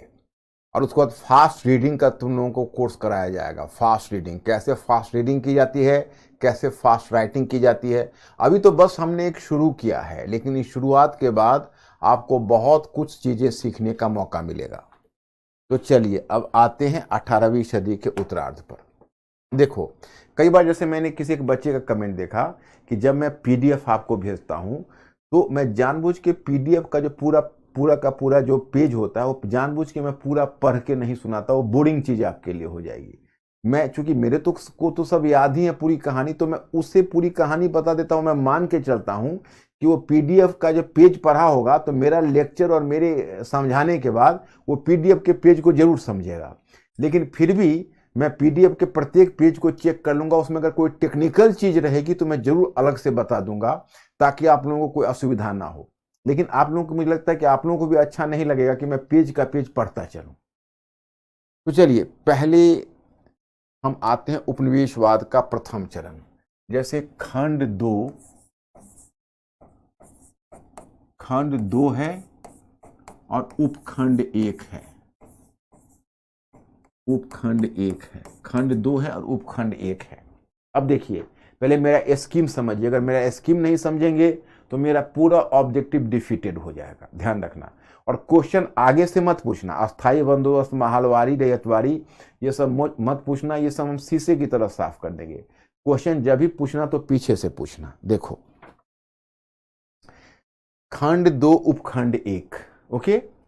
टाइम पीरियड इसका क्या है पता है आपको? 1765 से या 1757 से ही कर लो तो 1813 तक है। तो देखो, अब तुम लोगों को पढ़ने के क्रम में क्या करना है कि जो भी फॉर्मल बुक पढ़ोगे वो फॉर्मल बुक इस तरीके से बटा हुआ नहीं होगा। जो फॉर्मल बुक मैं आपको पढ़ाऊंगा वो फॉर्मल जो फॉर्मल बुक आप पढ़ोगे वो इस तरीके से नहीं होगा, बल्कि बुक की चीज़ों को भी इस तरीके से ढालना है। और मैं इसको कैसे ढाल रहा हूँ इसको मैं बताना चाहता। जैसे मैं अभी एक डायग्राम मैंने बनाया है, फिर बीच बीच में डायग्राम पेन से भी बोर्ड पर बनाता रहूँगा। ये जो तुम डायग्राम देख रहे हो उसको मैं अभी समझाता हूं। जैसे हम आ गए उपनिवेशवाद पर, अब हमारा खंड 2 हुआ उपनिवेशवाद। उपनिवेशवाद में भी एक चरण नहीं है, उपनिवेशवाद में भी 3 चरण है। उपनिवेशवाद का वाणिज्यिक चरण है, उपनिवेशवाद का औद्योगिक चरण है, उपनिवेशवाद का वित्तीय चरण है। तो 3 अलग अलग चरण में उपनिवेशवाद होगा। अब मेरा क्या है कि जैसे आप पुस्तक पढ़ते हो तो पुस्तक पढ़ते हो तो एक पेज उलटते हो, तो अब जैसे आप शुरू करते हो तो देखते हो वहां पर ब्रिटिश यूरोपीय कंपनियां हैं, फिर देखते हो कर्नाटक युद्ध है, फिर देखते हो पलासी और बक्सर का युद्ध है। उसके आगे पढ़ते हो तो आ जाता है वारेन हेस्टिंग्स के सुधार, फिर उसके आगे आ जाता है लॉर्ड कॉर्नवालिस के सुधार, फिर आ जाता है अस्थायी बंदोबस्त, रैयतवाड़ी, महालवाड़ी, फिर आपको आ जाता है डलहौजी के सुधार, फिर आ जाता है 1857 का विद्रोह या फिर ब्रिटिश आर्थिक नीतियां। तो क्या होता है कि सारे टॉपिक एक दूसरे के साथ उलझे होते हैं। कभी प्रशासन पढ़ रहे हैं, कभी अर्थव्यवस्था पढ़ रहे हैं, कभी सामाजिक नीति पर पढ़ रहे हैं। तो मैंने बच्चों को हमने देखा कि बच्चे ले देकर इंफॉर्मेशन, सूचनाओं को गैदर करते रह जाते हैं, परंतु उनकी सूचनाएं अंडरस्टैंडिंग पर नहीं पहुंच पाती है। और जो तरीका हमने अपनाया है वो आपको सीधा अंडरस्टैंडिंग डेवलप करेगा। और क्वेश्चन आंसर जो आप कर सकोगे वो अंडरस्टैंडिंग की बदौलत कर पाओगे।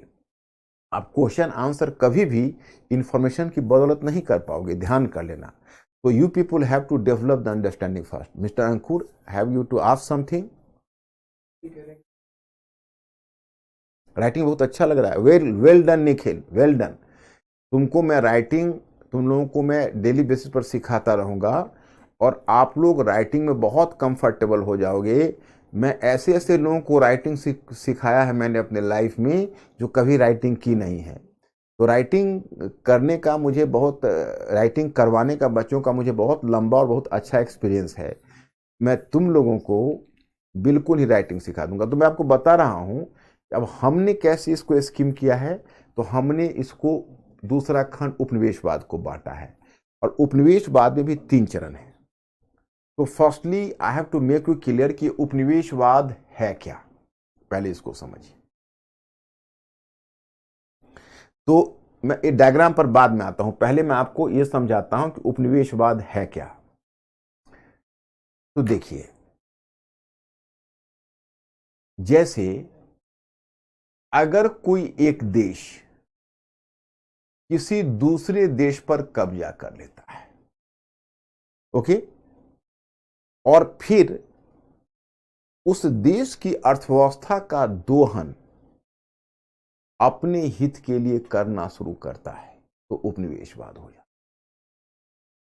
तो ब्रिटिश ने जो, देखो अब कहोगे भाई क्या भारत में ब्रिटिश उपनिवेशवाद का काल कब से है, ये आप जानना चाहोगे। तो मैं आपको याद दिलाना चाहूंगा कि देखिए, भारत में जो ब्रिटिश उपनिवेशवाद का काल है उसको आप, जैसे ब्रिटिश भारत में जब व्यापार करने आए, सोचो जरा, उसको हम कॉलोनियलिज्म, उसी को अंग्रेजी में कॉलोनियलिज्म कहते हैं, हिंदी में उपनिवेशवाद कहते हैं। उसको हम उपनिवेशवाद नहीं कहेंगे क्योंकि वो आपके यहाँ व्यापार करने आए, आपकी वस्तुएं खरीदी, उसकी कीमत चुकाई, वो अपने सोने चांदी अपने यहाँ से लाते रहे, आपको देते रहे, वो सोने चांदी की बदौलत आपकी आर्थिक समृद्धि बढ़ती रही। तो उपनिवेशवाद काहे को? उपनिवेशवाद तब शुरू हुआ जब उन्होंने पलासी और बक्सर के युद्ध लड़े, फिर बंगाल पर नियंत्रण स्थापित कर लिया, फिर बंगाल में लूट शुरू कर दी, बंगाल से की दीवानी प्राप्त कर ली, राजस्व वसूली शुरू की, वसूले गए राजस्व की रकम का एक भाग से वो भारत की वस्तुएं खरीदने लगे।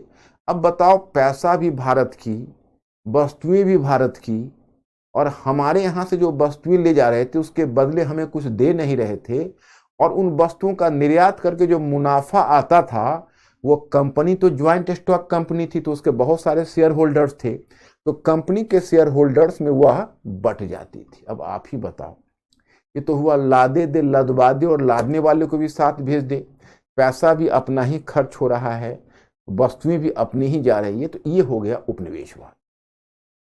अब मैं एक बात बताना चाहता कि एक टर्म आता है पूंजीवाद। हालांकि पूंजीवाद जब मैं आपको यूरोपीय इतिहास या विश्व इतिहास पढ़ाऊंगा तब आप ढंग से पूंजीवाद को समझ पाओगे पूंजीवाद क्या है। फिलहाल मैं बताता हूं कि पूंजीवाद एक ऐसी आर्थिक प्रणाली है, जैसे यूरोप में पहले सामंतवाद आया, तो जब सामंतवाद का चरण था तो उसमें क्षेत्रीय अर्थव्यवस्था कायम हुई, मुद्रा का प्रचलन कम हुआ, जो दास और स्वामी हैं उनके बीच, दास और सामंत हैं उनके बीच सेवक और स्वामी का संबंध जुड़ा, व्यक्तिगत वफादारी पर संबंध निर्धारित होते थे, क्षेत्रीय स्तर पर अर्थव्यवस्था क्षेत्रीय थी, व्यापार की भूमिका कम थी, अर्थव्यवस्था निर्वाह अर्थव्यवस्था थी, मुद्रा का प्रचलन कम था। जब यूरोपीय व्यापार का विस्तार हुआ तब धीरे धीरे पूंजीवाद का विकास हुआ। तो पूंजीवाद एक ऐसी पद्धति है जो मुनाफा के आधार पर कार्य करती है और पूंजीवाद का बल मुनाफा पर होता है। लेकिन पूंजीवाद जैसे आप अगर आप अपनी आर्थिक गतिविधियों के माध्यम से मुनाफा कमाना चाहते हो तो वह पूंजीवाद होता है। परंतु मैं आपको बताना चाहता हूं कि पूंजीवाद के भी तीन चरण हो गए। पूंजीवाद का पहला चरण है वाणिज्यिक पूंजीवाद। वाणिज्यिक पूंजीवाद में क्या होता है, आप लोग मेंटली अलर्ट हो ना। जैसे वाणिज्यिक पूंजीवाद में होता है कि आप एक क्षेत्र से वस्तुएं खरीदी या लूट लिया या कुछ भी किया, तो एक क्षेत्र से वस्तुओं का संग्रह किया, दूसरे क्षेत्र में उसको बेचा और व्यापार के माध्यम से मुनाफा कमाया, तो हुआ वाणिज्यिक पूंजीवाद। ओके। औद्योगिक पूंजीवाद हुआ होता है कि जब पहले आप, जैसे आपको वस्तुओं का डिमांड है, किसी क्षेत्र में आपको वस्तुओं की मांग है, उस क्षेत्र में आपको वस्तुओं की सप्लाई देनी है, वस्तुओं की आपूर्ति देनी है। बट प्रॉब्लम इज दैट कि डिमांड इज सो हाई कि you can not fulfil the demand through collection of the products, then you are compelled to do the production. जैसे आप किसी क्षेत्र में वस्तुओं का डिमांड है परंतु डिमांड इतना अधिक है कि आप एक क्षेत्र से वस्तुओं का संग्रह करके उस डिमांड को पूरा नहीं कर सकते हो, तब तुम क्या शुरू कर देते हो, तो शुरू कर देते हो वस्तुओं का उत्पादन। तो जब तुम प्रोडक्शन में लग जाते हो तब ब्रिटेन में वही हुआ। ब्रिटेन में क्या हुआ कि सबसे पहले औद्योगिक क्रांति ब्रिटेन में होगी। क्यों? क्योंकि ब्रिटेन का बहुत बड़ा उपनिवेश था, दुनिया में उसने बहुत बड़ा उपनिवेश बना रखा था और उपनिवेश की भी अपनी मांग होती है, तो उपनिवेश को कुछ वस्तुओं की जरूरत होती तो ब्रिटेन उसको सप्लाई देता था। देखो एक खतरा होता है, जैसे आपका उपनिवेश है और उपनिवेश में कुछ डिमांड है, तो तुम अगर उस डिमांड को पूरा नहीं करते हो तो उपनिवेश फिर दूसरे देश से वस्तुएं खरीदने लगेगा। तो दूसरे देश से वस्तुएं खरीदेगा तो तुम्हारी जरूरत कम हो जाएगी उनके लिए। तो इसलिए कोई भी जो औपनिवेशिक शक्ति वह होता है जो उपनिवेश बनाता है, जो उपनिवेश बनाता है उसको कहते हैं कॉलोनियल पावर या औपनिवेशिक शक्ति। तो तुम अगर औपनिवेशिक शक्ति हो तो तुम इस बात के प्रति सावधान रहोगे कि तुम्हारे उपनिवेश का जो डिमांड है उसको तुम ही फुलफिल करो, तुम ही पूरा करो। ऐसा ना हो कि तुम उस डिमांड को पूरा नहीं कर पाओ और कोई तीसरी शक्ति उसको पूरा कर दे, तो फिर उसका वैल्यू बढ़ जाएगा वहां। इसलिए जब डिमांड बहुत ज़्यादा बढ़ गया और ब्रिटेन को लगा कि हम किसी अन्य क्षेत्र से वस्तुओं का संग्रह करके हम नहीं कर सकते, तो ब्रिटेन ने उत्पादन करना शुरू कर दिया। और उत्पादन में एक कहावत आपने सुनी होगी, necessity is the mother of invention. तो चूंकि अब बड़े पैमाने पर उत्पादन होना है तो जो ट्रेडिशनल टेक्नोलॉजी है वो सफाइश नहीं थी, वो जरूरत को पूरा नहीं कर पाती थी। तो नई नई तकनीकी का विकास इन्होंने ब्रिटेन में शुरू हो गया। बस वहाँ मॉडर्न फैक्ट्री सिस्टम, आधुनिक फैक्ट्री प्रणाली विकसित हो गई, औद्योगिक क्रांति की शुरुआत हो गई। तो पूंजीवाद पहुंच गया औद्योगिक चरण में। तो औद्योगिक चरण में पूंजीवाद की आवश्यकता बढ़ गई। अब वो बन गया वस्तुओं का प्रोड्यूसर्स और उसको चाहिए बाजार जहां अधिक से अधिक वस्तुओं को खपा सके, और उसको चाहिए कच्चे माल ताकि उस कच्चे माल से अधिक उत्पादन कर सके। तो यहाँ पर पूंजीवाद आ जाता है औद्योगिक चरण में। तीसरा हुआ वित्तीय पूंजीवाद, financial capitalism. What is financial capitalism? तो होता क्या है कि आप उत्पादन करते हो और उत्पादन करने के बाद आप, जाहिर है कि जब प्रोडक्शन करते हो तो प्रोडक्शन करके बाजार में उस वस्तुओं को खपाते हो, तो धीरे धीरे क्या होता है कि आपके पास एक कैपिटल बनता है, पूंजी आती जाती है, पूंजी का संचय होता है।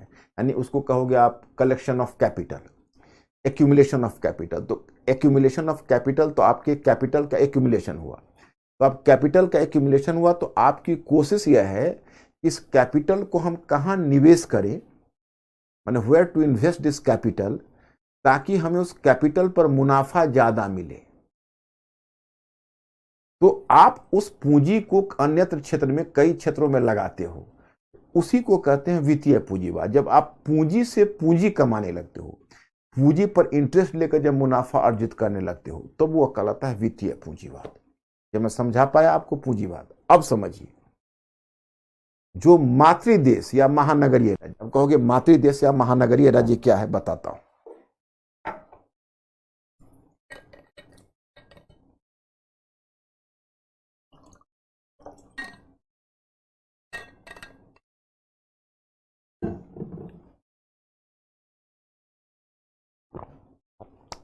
देखिए, मातृदेश या महानगरीय राज्य वह है जो उपनिवेश को बनाता है, जो उपनिवेश बनाता है, जो उपनिवेश स्थापित करता है, उसको कहते हैं मातृदेश या महानगरीय राज्य। तो जो मातृदेश में जिस तरह का पूंजीवाद होगा, उपनिवेश में उसी प्रकार का उपनिवेशवाद होगा। क्यों? क्योंकि मैं बताता हूं कि उपनिवेश बेसिकली, जो उपनिवेश है वो उपनिवेशवाद यह मानकर चलता है कि उपनिवेश का आर्थिक हित मातृदेश के आर्थिक हित के अधीन है, और मातृदेश जिस तरह की जरूरत चाहता है उसी प्रकार मातृदेश उपनिवेश की अर्थव्यवस्था का दोहन, उपनिवेश की अर्थव्यवस्था का शोषण अपने लाभ के लिए करता है। तो मतलब हुआ कि अगर मातृदेश में वाणिज्यिक चरण का पूंजीवाद होगा तो उपनिवेश में वाणिज्यिक चरण का उपनिवेशवाद होगा। अगर मातृदेश में औद्योगिक चरण का पूंजीवाद होगा तो उपनिवेश में औद्योगिक चरण का उपनिवेशवाद होगा। अगर मातृदेश में वित्तीय चरण का पूंजीवाद होगा तो उपनिवेश में वित्तीय चरण का उपनिवेशवाद होगा। तो आपके मन में एक सवाल खड़ा होगा कि भाई आखिर इन तीनों के बीच अंतर क्या होगा। I have to make you clear, अंतर है। जैसे अगर मातृदेश में वाणिज्यिक चरण का पूंजीवाद है तो वो क्या करेगा कि उपनिवेश से औने पौने दाम में, औने पौने दाम का मतलब हुआ कम कीमत पर, छीन झपट के, लूटपाट के वस्तुओं का संग्रह करेगा। जैसे भारत में ब्रिटेन कर रहा, भारतीय पैसा से ही भारतीय वस्तुओं को खरीद रहा, तो वो कोशिश करेगा जैसे तैसे वस्तुओं को प्राप्त करके बेचकर मुनाफा कमाए। तो वाणिज्यिक चरण में जब भारत में वाणिज्यिक चरण का उपनिवेशवाद था, ब्रिटेन में वाणिज्यिक पूंजीवाद था, तो ब्रिटिश की चिंता यही थी कि राजस्व का अधिक से अधिक संग्रह करो, राजस्व का अधिक से अधिक संग्रह करो, बंगाल के मतलब भारत में राजस्व का अधिक से अधिक संग्रह करो, और कोशिश करो कि उनमें से अधिक राजस्व हम बचा लें, सैनिक खर्च कम करें, बाकी खर्च कम करें, और अधिक से अधिक राजस्व को बचा लें, और उस राजस्व से हम अधिक से अधिक भारतीय वस्तुओं को खरीद कर हम बाहर उसकी सप्लाई करें, हम बाहर निर्यात करें और मुनाफा कमाएं, और शेयर धारकों में अधिक से अधिक मुनाफा का वितरण करें। तो यही उनका उद्देश्य है, समझ रहे हो। तो अब अधिक से अधिक उनका यही उद्देश्य है, तो वाणिज्यिक चरण में उनकी कोशिश होगी ज्यादा से ज्यादा राजस्व का संग्रह करें, और राजस्व का वह अंश हम बचाकर व्यापार में जितना अधिक निवेश कर सकते हैं करें, यही उद्देश्य है। तो अब आप कहोगे भाई इस डायग्राम का क्या मतलब है। इस डायग्राम का मतलब मैं समझाता हूं। देखिए, आपने अपना पीडीएफ फॉर्म में भी देखा होगा, उपनिवेशवाद का प्रथम चरण वाणिज्यिक चरण। यहां पर उद्देश्य क्या है, तो हमने पहले यहां पर दिया है उद्देश्य। तो उद्देश्य है अधिकतम रूप में राजस्व का संग्रह करना, ताकि उसका एक बड़ा भाग भारतीय व्यापार में निवेश किया जा सके। मतलब अधिकतम रूप में राजस्व का संग्रह करना है, मतलब जितना हम संग्रह कर सकते हैं संग्रह करना है, ताकि उसका एक बड़ा भाग भारतीय व्यापार में निवेश किया जा सके, और वहां से लंदन से सोने चांदी आना कम हो गया। तो उद्देश्य यह है। अब आपके मन में दूसरा सवाल खड़ा होगा कि आपने राजनीतिक नीति, प्रशासनिक नीति, सामाजिक नीति, सांस्कृतिक नीति, आर्थिक नीति, ये सब क्या लकीरें खींची है। तो मैं यहां पर बताना चाहता हूं, एक परिभाषा आपको बताना चाहता हूं। उपनिवेशवाद को एक विद्वान है फार्निवाल उनका नाम है, उन्होंने ये परिभाषा दी है। और जो भी खास के मार्क्सवादी इतिहासकार हैं इस परिभाषा को स्वीकार करते हैं। वो कहते हैं कि उपनिवेशवाद मूलतः एक आर्थिक संबंध था। उपनिवेशवाद मूलतः एक आर्थिक संबंध था। आर्थिक संबंध होता है, परंतु वह राजनीतिक, प्रशासनिक, सामाजिक और सांस्कृतिक ढांचे को भी प्रभावित करता हुआ चलता है। फिर मैं एक बात आप समझना, थोड़ा सा एक बार समझ लोगे तो जिंदगी में नहीं भूलोगे। उपनिवेशवाद मूलतः एक आर्थिक संबंध होता है, परंतु वह राजनीतिक, प्रशासनिक, सामाजिक और सांस्कृतिक नीतियों को भी प्रभावित करता है या सांस्कृतिक ढांचे को भी प्रभावित करता चलता है। इसके पीछे कॉन्सेप्ट क्या है मैं बताता हूं। जैसे देखो, जो उपनिवेश बनाता है उसको हम क्या बोलते हैं? मातृदेश या महानगरीय राज्य। और उपनिवेश तो उपनिवेश ही है सॉरी। तो होता यह है कि जो एक महानगरीय राज्य है वो उपनिवेश किसी क्षेत्र विशेष पर कब्जा करता है। उस क्षेत्र विशेष पर कब्जा करने के बाद उसकी अर्थव्यवस्था में हस्तक्षेप करता है। They just try to intervene into economy, और वह उस अर्थव्यवस्था का भरपूर लाभ अपने पक्ष में उठाना चाहता है।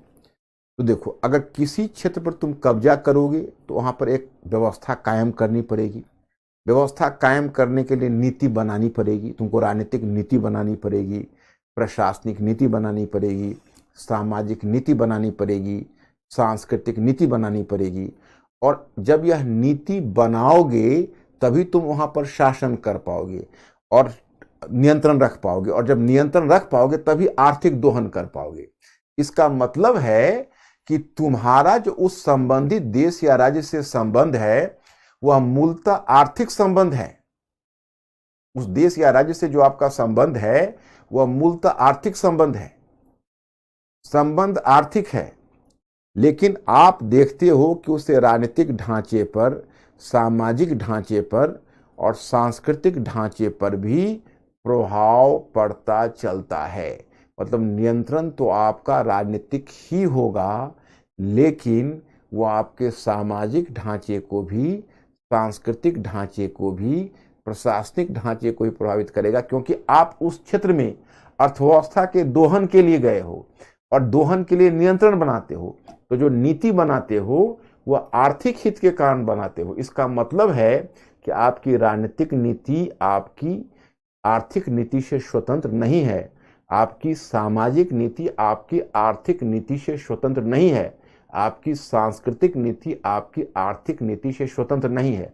अब बच्चों आ जाओ मेरे बिंदु पर, अब मैं उस पॉइंट को बताता हूं। इसलिए जब हम ब्रिटिश शासन के अंतर्गत देखते हैं कि ब्रिटिश ने कभी अस्थायी बंदोबस्त लागू किया, या ब्रिटिश ने कभी समाज सुधार के लिए कानून बनाए, या ब्रिटिश ने कभी प्रशासन के लिए जैसे कभी मैकाले शिक्षा पद्धति लागू की, कभी पता चला मैकाले कोड लागू किया, लॉ बुक में परिवर्तन लाया, लीगल रिफॉर्म्स किया, यानी वैधानिक जो रिफॉर्म्स है, कानून में, विधि व्यवस्था में परिवर्तन, सुधार लाया।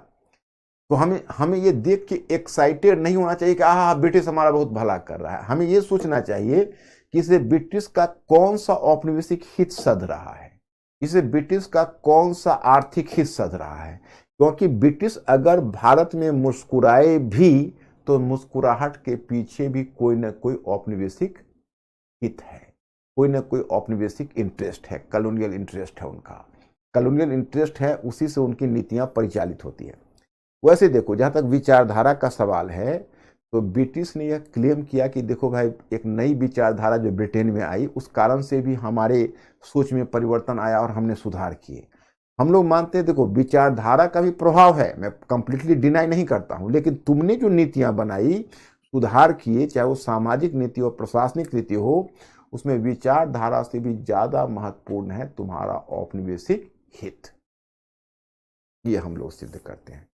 तो ये मैं मोटे तौर पर तुमको बताना चाहता हूं। अब देखो फर्क कहां आ रहा है कि हमारे जो इंडियन हिस्टोरियन है वो कहते हैं कि भारत में उपनिवेशवाद था, और ब्रिटिश विद्वान कहते हैं नहीं नहीं, भारत में उपनिवेशवाद नहीं था। उपनिवेशवाद नहीं था तो हम पूछते हैं कि ठीक है, आप ऐसा मानते हैं कि भारत में उपनिवेशवाद नहीं था, तो आप ही बताइए तो भारत में क्या था? वो कहते हैं कि भारत में विदेशी शासन तो था, आपके यहाँ उपनिवेशवाद नहीं है, आपके यहाँ विदेशी शासन है। विदेशी शासन से उनका आशय यह है कि हम विदेशी हैं, आपके यहाँ शासन कर रहे हैं।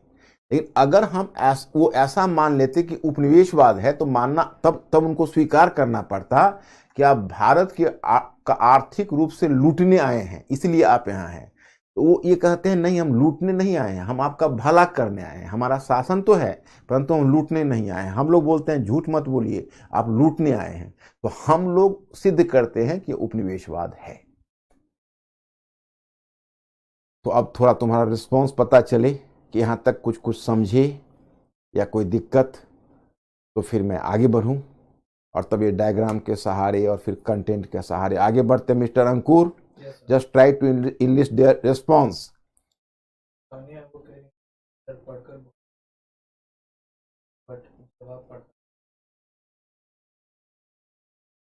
बिल्कुल तानिया, ऐसा ही करना पड़ेगा। शुरू में मैंने क्या कहा, एक तरीका मैं बता रहा हूं, उस तरीका को तुम अगर पढ़ोगे, थोड़ा धैर्य रखना पड़ेगा।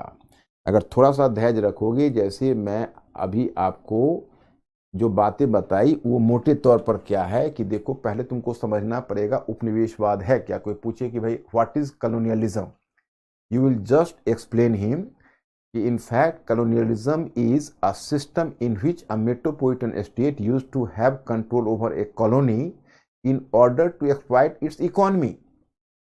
उपनिवेशवाद एक ऐसी पद्धति है जिसमें महानगरीय राज्य किसी क्षेत्र विशेष पर कब्जा करता है और फिर उसकी अर्थव्यवस्था का दोहन अपने हित में करता है। फिर जो महानगरीय राज्य के लिए पूंजीवाद है वही उपनिवेश के लिए उपनिवेशवाद है, क्योंकि उसके यहाँ जिस प्रकार का पूंजीवाद रहेगा उसी प्रकार से उसका आर्थिक हित बदलेगा और उसी तरीके से वह उपनिवेश का आर्थिक दोहन करेगा।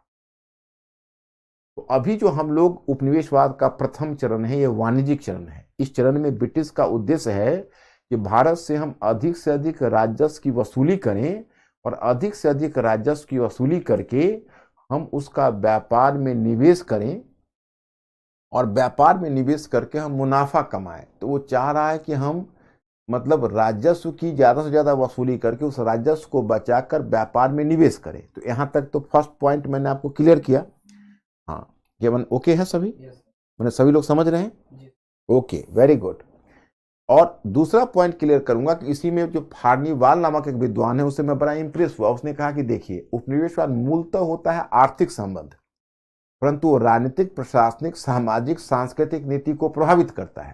क्योंकि अगर कोई देश किसी दूसरे देश पर कब्जा करता है तो वो करता है उसके आर्थिक शोषण के लिए, लेकिन वो आर्थिक शोषण के क्रम में उसको उस क्षेत्र पर नियंत्रण रखना पड़ता है। क्योंकि नियंत्रण नहीं रखेगा तो शोषण कर नहीं पाएगा, और नियंत्रण रखना पड़ेगा तो व्यवस्था करनी पड़ेगी। उसको कुछ राजनीतिक नीति बनानी पड़ती है, कुछ प्रशासनिक नीति बनानी पड़ती है, कुछ सामाजिक नीति बनानी पड़ती है, कुछ सांस्कृतिक नीति बनानी पड़ती है। तो इसका मतलब है कि राजनीतिक नीति, प्रशासनिक नीति, सामाजिक नीति और सांस्कृतिक नीति स्वतंत्र नहीं थी, बल्कि वो किसी न किसी विशेष उद्देश्य से लाई गई थी, और उसका उद्देश्य है संबंधित क्षेत्र का ज्यादा बेहतर दोहन करना। जैसे देखो अंग्रेजी शिक्षा, तो अंग्रेजी शिक्षा तो एक सांस्कृतिक नीति उन्होंने लागू किया, लेकिन उद्देश्य देखिए, उद्देश्य क्या है उनका? उद्देश्य यह है, वो औद्योगिक पूंजीवाद के काल में उन्होंने लाई है, मतलब 1813 के बाद, जो मैं अगला चरण बताऊंगा। तो अंग्रेजी शिक्षा लागू की, तो उनका उद्देश्य यह है कि हम भारतीयों में एक ऐसा वर्ग पैदा करें जिनका आकर्षण ब्रिटिश प्रोडक्ट के प्रति हो, ब्रिटिश उत्पादों के प्रति हो, और वो ब्रिटिश उत्पादों को खरीद सकें। तो वो चाहते हैं कि मैं एक ऐसे वर्ग को पैदा करूं जो ब्रिटिश उत्पादों को खरीद सके, और वह यह भी चाहते हैं कि हम भारतीयों के एक वर्ग को अगर अंग्रेजी पढ़ा देंगे तो हमको कम कीमत पर किरानी के लिए एम्प्लॉय मिल जाएगा।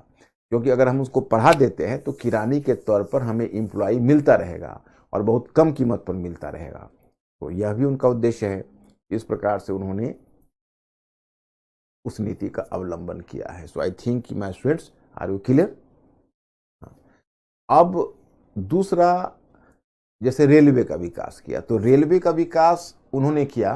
तो रेलवे का उद्देश्य क्या है कि हम आराम से कच्चे माल भारत से ब्रिटेन निर्यात कर सके और वहां से हम विनिर्मित वस्तुएं, मैन्युफैक्चर्ड गुड्स दूरवर्ती क्षेत्रों तक भारत में पहुंचाकर उसे बेच सके और मुनाफा कमा सके। तो मतलब यह है कि जो आर्थिक नीति वो बनाते हैं, सामाजिक नीति बनाते हैं, सांस्कृतिक नीति बनाते हैं, वो स्वतंत्र नहीं होता है बल्कि उनके नीति के अधीन होता है।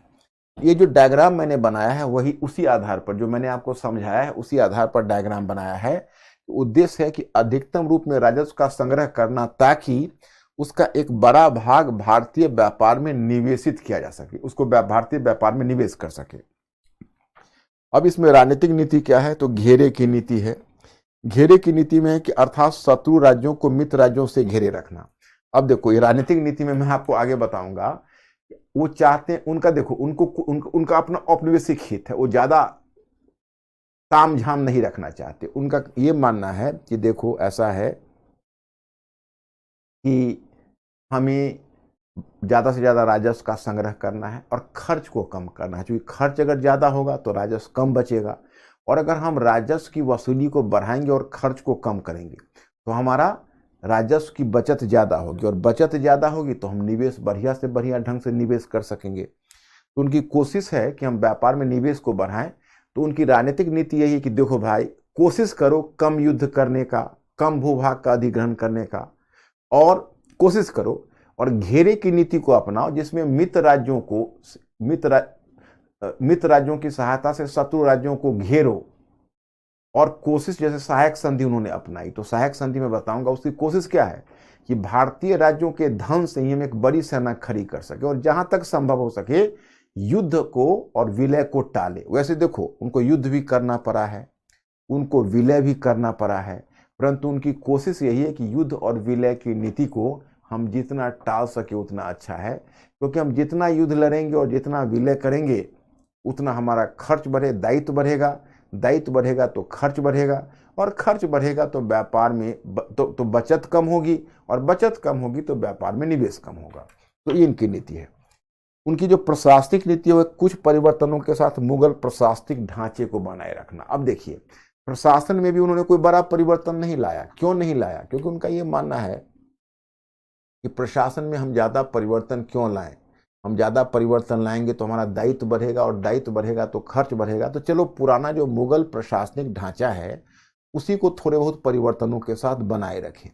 उन्होंने उस समय जो परिवर्तन लाया है, सुधार लाया है, वह सुधार मुख्य रूप से राजस्व व्यवस्था में लाया है। और राजस्व व्यवस्था में सुधार लाना उनकी मजबूरी थी, क्योंकि उनको राजस्व का वसूली बढ़ानी थी, तो राजस्व व्यवस्था में अपना सुधार किया, और बाकी कोई बड़ा सुधार नहीं किया। वही जो औद्योगिक चरण में पहुंचोगे तो देखोगे व्यापक सुधार किया, क्योंकि औपनिवेशिक हित सुधार करने की है, अभी औपनिवेशिक हित से सुधार को टालने की। अब आर्थिक मैंने ऊपर से डाल दिया है, वैसे ही जैसे जब बंगाल पर उनका नियंत्रण स्थापित हुआ तो अब तो चोर ही कोतवाल हो गया, आप जानते हो। तो बंगाल के जो दस्तकार या शिल्पी थे उससे बहुत ज़्यादा मतलब उन पर दबाव देना शुरू कर दिया। पहले वो जो दस्तकार थे, दस्तकार आर्टिजन्स को बोलते हैं, या आर्टिजन्स या शिल्पी, तो वो पहले अगर उनकी वस्तुएं खरीदते थे, शिल्पी वस्तुएं बेचते थे तो अपने मार्केट वैल्यू के अनुसार बेचते थे, और ब्रिटिश कंपनी या व्यापारी हैं उनको मार्केट वैल्यू के अनुसार खरीदना होता था। अब जब बंगाल के खुद ही वो मालिक बन गए तो उन बेचारे दस्तकारों पर दबाव डाला कि तुम हमें कम कीमत पर बेचो। और इतना ही नहीं, जैसे वो जो कारीगर थे तो वो जो उत्पादन करते थे तो उनको कच्चे माल की जरूरत पड़ती थी, रॉ मटेरियल, आपने नाम सुना होगा। तो रॉ मटेरियल पर क्या किया कि ब्रिटिश कंपनी ने अपना वर्चस्व, अपना नियंत्रण स्थापित कर लिया। तो British company was having the control over the raw material, and the company used to supply the raw material to the artisans at higher cost and used to collect the manufactured products at relatively lower cost। अब बेचारे देखो शिल्पियों पर कैसा दबाव पड़ा कि उनको जो कच्चे माल की आपूर्ति ब्रिटिश कंपनी करती थी, वो कच्चे माल की आपूर्ति करती थी हायर कॉस्ट पर, और उनसे जो तैयार माल खरीदती थी वो लोअर कॉस्ट पर। तो उससे क्या हुआ कि उनको ऊपर से भी दबाव पड़ा और नीचे से भी दबाव पड़ा। तो ऊपर और नीचे दोनों तरफ से दबाव पड़ने के कारण जो दस्तकार है उनकी स्थिति खराब हुई और उनका पतन हुआ। और दूसरी तो इंटरेस्टिंग चीज तुम लोग जानते ही हो कि देखो भाई, प्रोडक्ट भी अपना था, तो कम से कम उनको रुपया दे के प्रोडक्ट खरीदना चाहिए। नहीं, वह जो वहाँ से लंदन से जो सोने चांदी लाते थे, जो उस समय के लिए तो वही सोने चांदी ही एक तरह का डॉलर था, तो सोने और चांदी जो रकम लाते थे उस रकम से पहले वस्तुएं खरीदते थे। अब उन्होंने क्या किया कि हमारे यहाँ जो राजस्व की वसूली की उसी से उस रकम को खरीदना शुरू किया, तो जिसको धन की निकासी कहते हो, ड्रेन ऑफ वेल्थ, तो उसका ओरिजिन इसी काल में हुआ। अब सामाजिक क्षेत्र में मैं आपको बताऊंगा कि सामाजिक क्षेत्र में उनकी नीति है कि भारत के प्रचलित सामाजिक ढांचे में बदलाव का प्रयास नहीं। अब देखो, उन्होंने समाज सुधार में भी रुचि नहीं दिखाई, सतियां जलती रही, वो मस्त रहे। क्यों? क्योंकि उनको लगता था कि वे समाज सुधार से फायदा क्या है, बल्कि नुकसान होगा। क्योंकि हम अगर समाज सुधार में रुचि दिखाते हैं तो भारतीय अप्रसन्न हो जाएंगे, क्योंकि वो सामाजिक ढांचे में हस्तक्षेप पसंद नहीं करेंगे, उनका ये मानना था। तो एक तरफ भारतीय नाराज हो जाएंगे, वो सामाजिक क्षेत्र में हस्तक्षेप पसंद नहीं करेंगे, और दूसरी तरफ हम अगर समाज सुधार करते हैं तो हमारा दायित्व भी झूठ मूठ बढ़ जाएगा, उससे हमारा खर्च भी बढ़ जाएगा, तो हम क्यों लफड़ा मोड़ ले। तो उन्होंने कोशिश की कि हम समाज सुधार नहीं करते हैं। जो भारत में परंपरागत यानी परंपरा से जो सामाजिक ढांचा चला आ रहा है वही सामाजिक ढांचा चलता रहे। यस। और पूछ क्या इसी company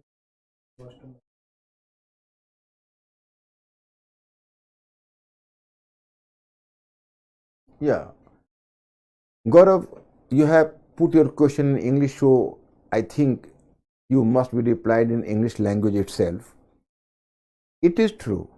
A British company, the main motive was maximize the collection of revenue in Bengal, and not simply maximize the collection, but also to save the larger collection, so that the British company might have invested this amount into the trade.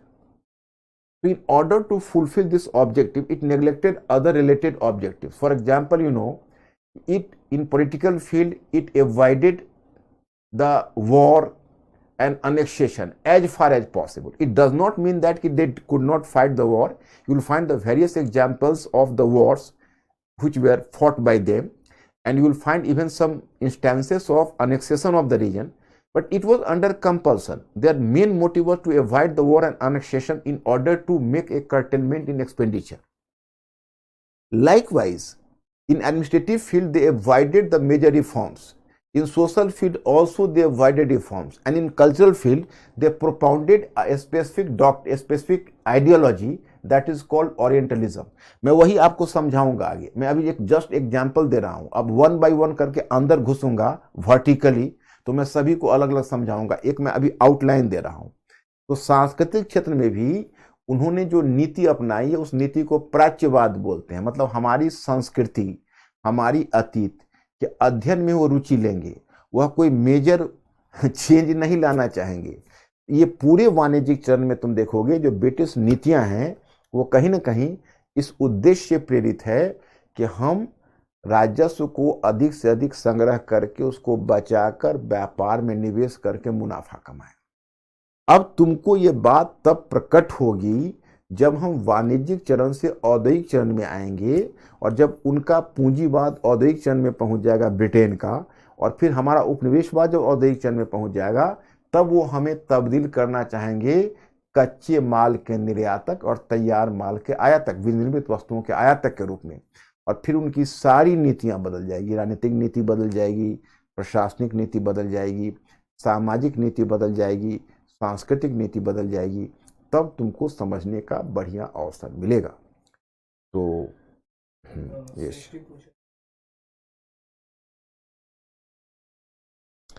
देखो, अंग्रेज धर्म का प्रचार शुरू में तो Portuguese और Spanish लोग आए थे, तो उन्होंने जबरन यहाँ धर्मांतरण कराया, इसमें कोई शक नहीं। लेकिन इस चरण में जैसे ब्रिटिश है, तो ब्रिटिश ने इस चरण में अपने धर्म के प्रसार की कोशिश ब्रिटिश कंपनी ने नहीं की है। वो करेगा औद्योगिक चरण में, अभी नहीं करेगा, क्योंकि अभी इसको ये डर लग रहा है कि इससे भारतीय नाराज होगा और झूठ मूठ हमारा दायित्व बढ़ जाएगा। इस चरण में ब्रिटिश कंपनी अपने धर्म का, देखो अब वैसे यूरोप से चले थे तो 3 टर्म आता है, God, glory and gold. Gold मतलब सोना प्राप्त करना है अमेरिका से, तो गोल्ड ग्लोरी मैंने राष्ट्रीय गौरव, मतलब जिसके पास जितना उपनिवेश है। जैसे एक समय था कि आपने जमींदारों के बारे में सुना था कि जिसके पास जितने हाथी है वो उतने रईस जमींदार माने जाते। तो उस समय रईसी की निशानी है कि आपके पास कितने उपनिवेश हैं, तो राष्ट्रीय गौरव की बात थी, तो वो भी है। और तो गोल्ड ग्लोरी और गॉड, गॉड का मतलब है ईश्वर, मतलब धर्म का प्रसार भी एक उद्देश्य तो होता था, परंतु इस काल में बहुत हाईलाइटेड नहीं हुआ है। मेन चीज जो मैं कहना चाहता हूं उस पर तुम लोग कंसंट्रेट करो, क्वेश्चन को इधर उधर मत भगाओ, क्वेश्चन को इधर उधर भगाओगे तो फिर नहीं सोच पाओगे। यस, प्राच्यवाद का मतलब है भारतीय अतीत और संस्कृति के अध्ययन में रुचि लेना, मतलब to take interest into the study of Indian past and culture and to explore Indian past and culture, मतलब वो भारतीय अतीत और संस्कृति के अध्ययन में विशेष रुचि लेना प्राच्यवाद कहलाता है। अब वो रुचि क्यों ले रहे थे इसके लिए थोड़ा प्रतीक्षा करिए, आगे समझाएंगे। कल मेरा बुक लिस्ट का इंतजार करो, कल मैं बुक लिस्ट दे देता हूं और मेरे बुक लिस्ट के अनुसार तब फिर तुम लोग नोट्स बनाना जो जाना चाहते हो उसको। लेकिन देखो तुम लोग का नोट्स उसी स्ट्रक्चर में बनेगा जैसा मैं इंस्ट्रक्शन दे रहा हूं, उसी स्ट्रक्चर में चलना पड़ेगा, क्योंकि तुम लोगों के इन्फॉर्मेशन से अंडरस्टैंडिंग पर मैं लाने वाला हूं। और इन्फॉर्मेशन से अंडरस्टैंडिंग पर तभी आएगा जब तुम लोग मेरे इस तरीके को आत्मसात करोगे, क्योंकि मैं सिर्फ आपको पढ़ा नहीं रहा, आपको विशेष तरीके से पढ़ा रहा, तो इस बात को आपको ध्यान रखना पड़ेगा।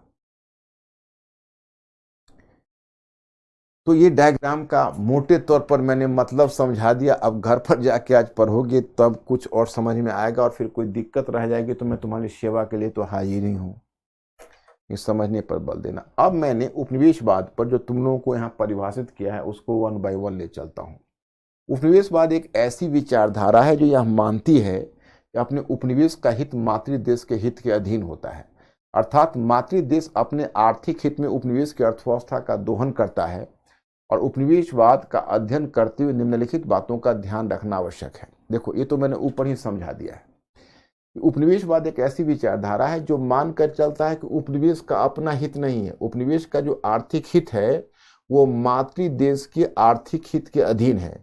उपनिवेशवाद उपनिवेश का आर्थिक हित मातृदेश के आर्थिक हित के अधीन मानता है। दूसरा, उपनिवेशवाद का अध्ययन नीति के रूप में न करके ढांचे के रूप में किया जाना चाहिए, अर्थात प्रशासन में बदलाव के साथ नीति बदल जाती है परंतु ढांचा वही रहता है। देखो जैसे इस सेंटेंस से घबराना मत, तुम लोग कोई भी सेंटेंस से मत घबराना, मैं समझाने के लिए बैठा हुआ है। उपनिवेशवाद का जो अध्ययन होना चाहिए वो एक नीति के रूप में नहीं, ढांचे के रूप में। कहोगे नीति के रूप में क्यों क्यों क्यों नहीं है, ढांचे के रूप में क्यों? तो जो नीति है वो नीति समय समय पर बदलती रहती है। जो नीति है वह नीति समय समय पर बदलती रहती है, परंतु उसका जो ढांचा है वह कायम रहता है। मतलब जैसे एक प्रशासक आया, एक प्रशासक की जगह दूसरा प्रशासक आया, तो एक प्रशासक की जगह दूसरा प्रशासक आया तो नीति बदल गई, लेकिन जो उसका ढांचा है वो ढांचा पूर्ववत कायम रहेगा, है ना। जैसे नीति एक प्रशासक की जगह दूसरे आएगी तो फिर बदल जाएगी, लेकिन जैसे अब एक उदाहरण बताता हूं, जैसे तुम जिला कलेक्टर बनकर जाते हो, ओके, तो तुम एक एक्टिव ऑफिसर हो, दूसरा आलसी ऑफिसर है। तो तुम अगर एक एक्टिव ऑफिसर हो तो तुम्हारी मौजूदगी में जिला में फर्क पड़ना ही पड़ना है, तो जिला की नीति बदलेगी, क्योंकि नीति में तुम ज्यादा एक्टिविज्म लाओगे, एडमिनिस्ट्रेशन में ज्यादा एक्टिविज्म लाओगे, अपने सबऑर्डिनेट्स को ज्यादा एक्टिव करोगे, ज्यादा वॉचफुल रहोगे।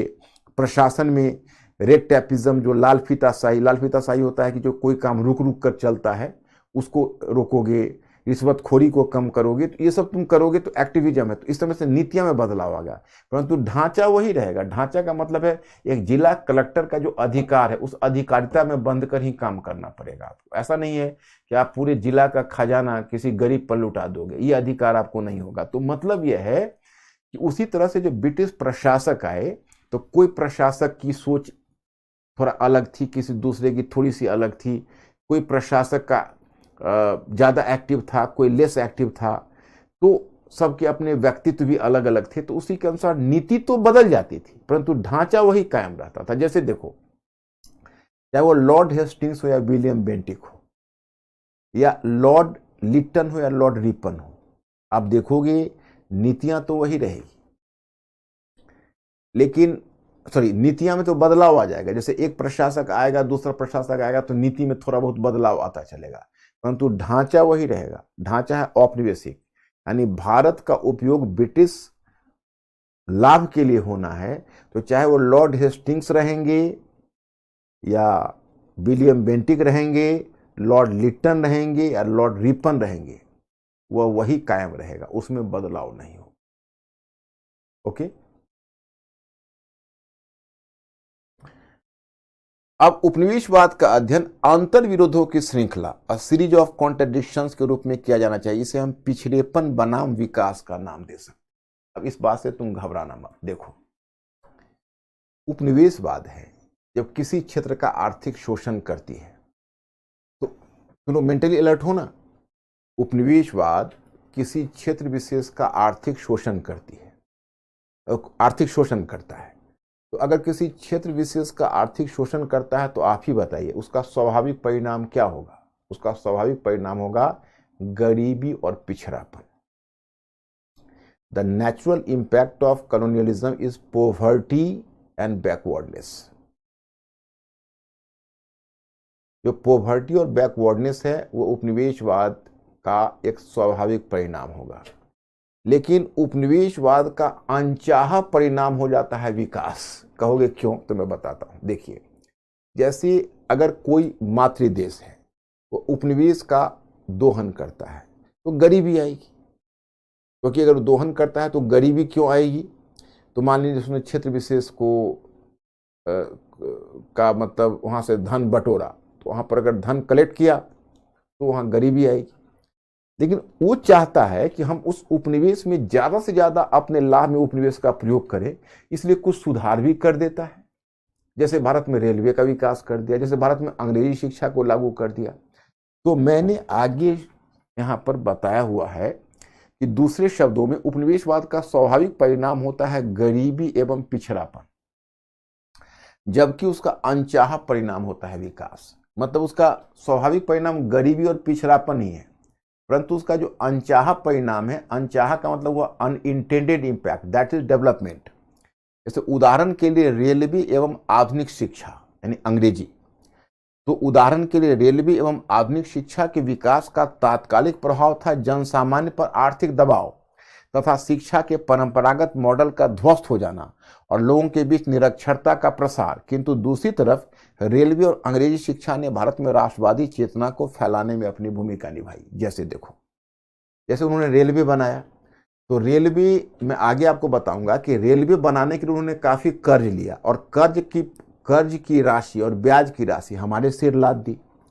तो प्रत्येक वर्ष हमें उस कर्ज का भुगतान करना पड़ता था, तो उस कारण से हमारे यहाँ गरीबी बढ़ गई, किसानों पर बहुत ज़्यादा टैक्स लगा, तो उसका परिणाम तो बुरा हुआ।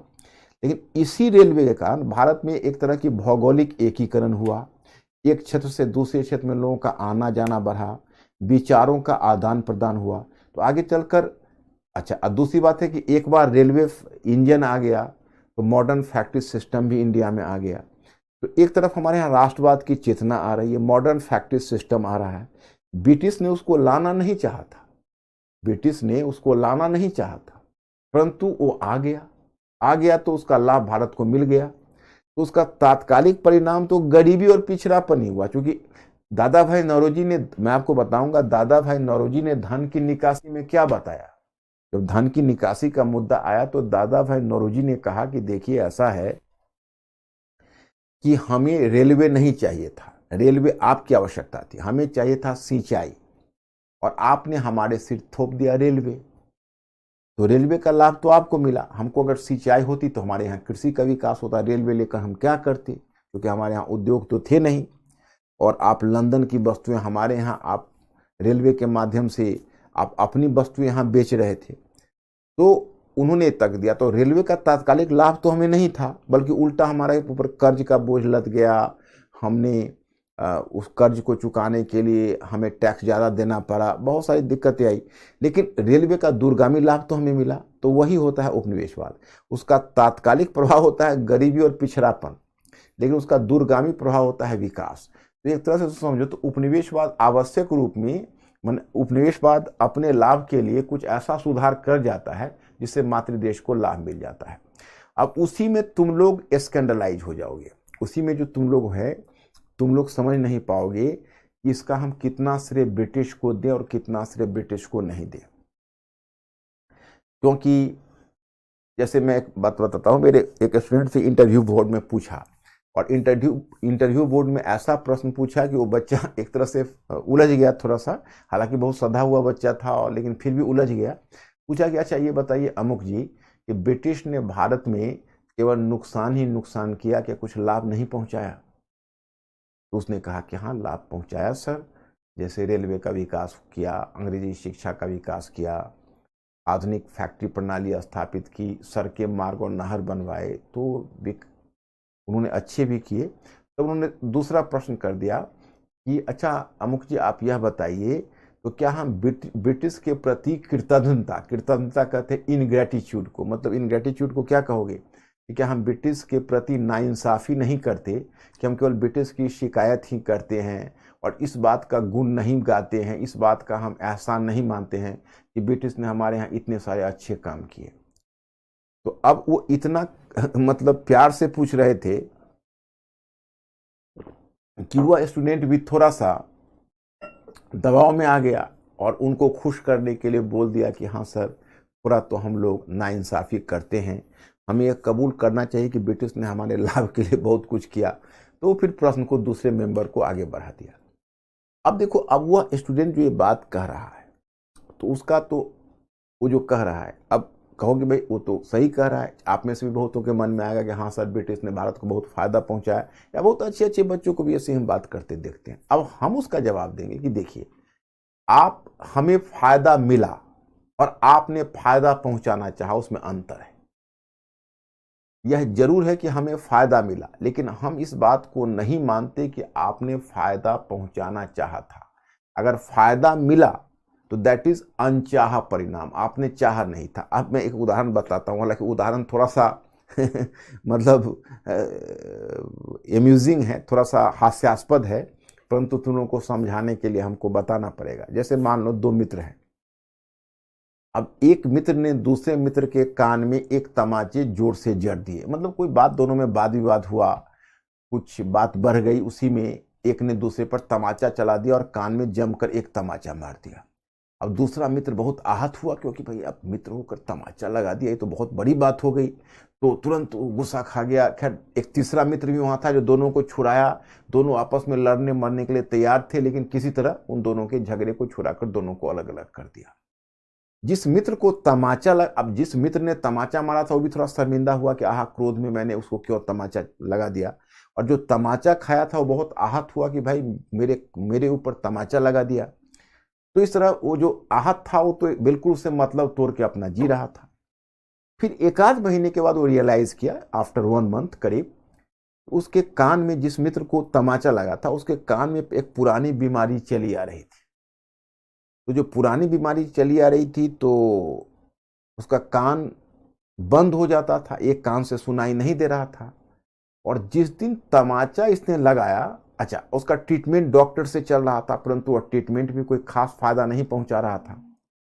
अब जिस दिन इसने तमाचा लगाया तो तमाचा खाने के बाद उसका कान अचानक से खुल गया और फिर खुला रह गया, कोई ट्रीटमेंट की भी जरूरत नहीं हुई, कान बिल्कुल ओके हो गया। तो 2-3 महीने के बाद ये रियलाइज किया कि अब मेरा कान तो ठीक हो गया। तो वो तीसरे मित्र जो उस दिन झगड़े के समय मौजूद था और जिसने दोनों के बीच का झगड़ा छुड़ाया था, आपको मैंने बताया, वो मित्र भी वो बातचीत के क्रम में अचानक से मित्र को एक दिन बोल जाता है कि देखो यार बड़ी अजीब बात है, उस दिन जो उसने तमाचा मारा, पता नहीं मेरे कान का जो दर्द है और मेरे कान की जो बीमारी थी वो ठीक हो गई, पता नहीं कैसे। अब ये तीसरे मित्र ने जो ये बात सुनी तो जाके पहले वाले को बोल दिया जिसने तमाचा मारा था। तो पहले वाले को थोड़ा सा अब हिम्मत पड़ी कि मैं दूसरे वाले से बात कर सकता हूं क्योंकि उसको फायदा भी हुआ है। तो आता है अपने दूसरे मित्र को कहता है कि यार मुझे माफ़ कर देना, वास्तव में मैं उस दिन बहुत आवेश में आकर तुम पर तमाचा चला दिया, हमको नहीं करना चाहिए था, इसके लिए मैं बहुत शर्मिंदा हूँ और तुमसे माफ़ी मांगता हूँ। लेकिन यार एक बात तुम मानो मेरे एहसान को कि मैंने तुम्हारे उस कान की उस पुरानी बीमारी को ठीक कर दी जिसे तुम पिछले 3 वर्षों से परेशान थे। तो मैं आपसे पूछता हूं कि क्या उस दूसरे मित्र को पहले मित्र के इस तमाचे का एहसानमंद होना चाहिए, हाँ या ना? मिस्टर अंकुर, क्या दूसरे मित्र को उस पहले मित्र के तमाचे का एहसान मानना चाहिए, हाँ या ना?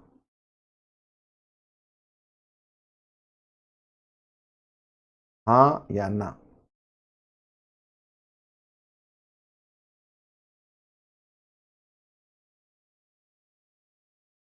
Once again, I am repeating the question.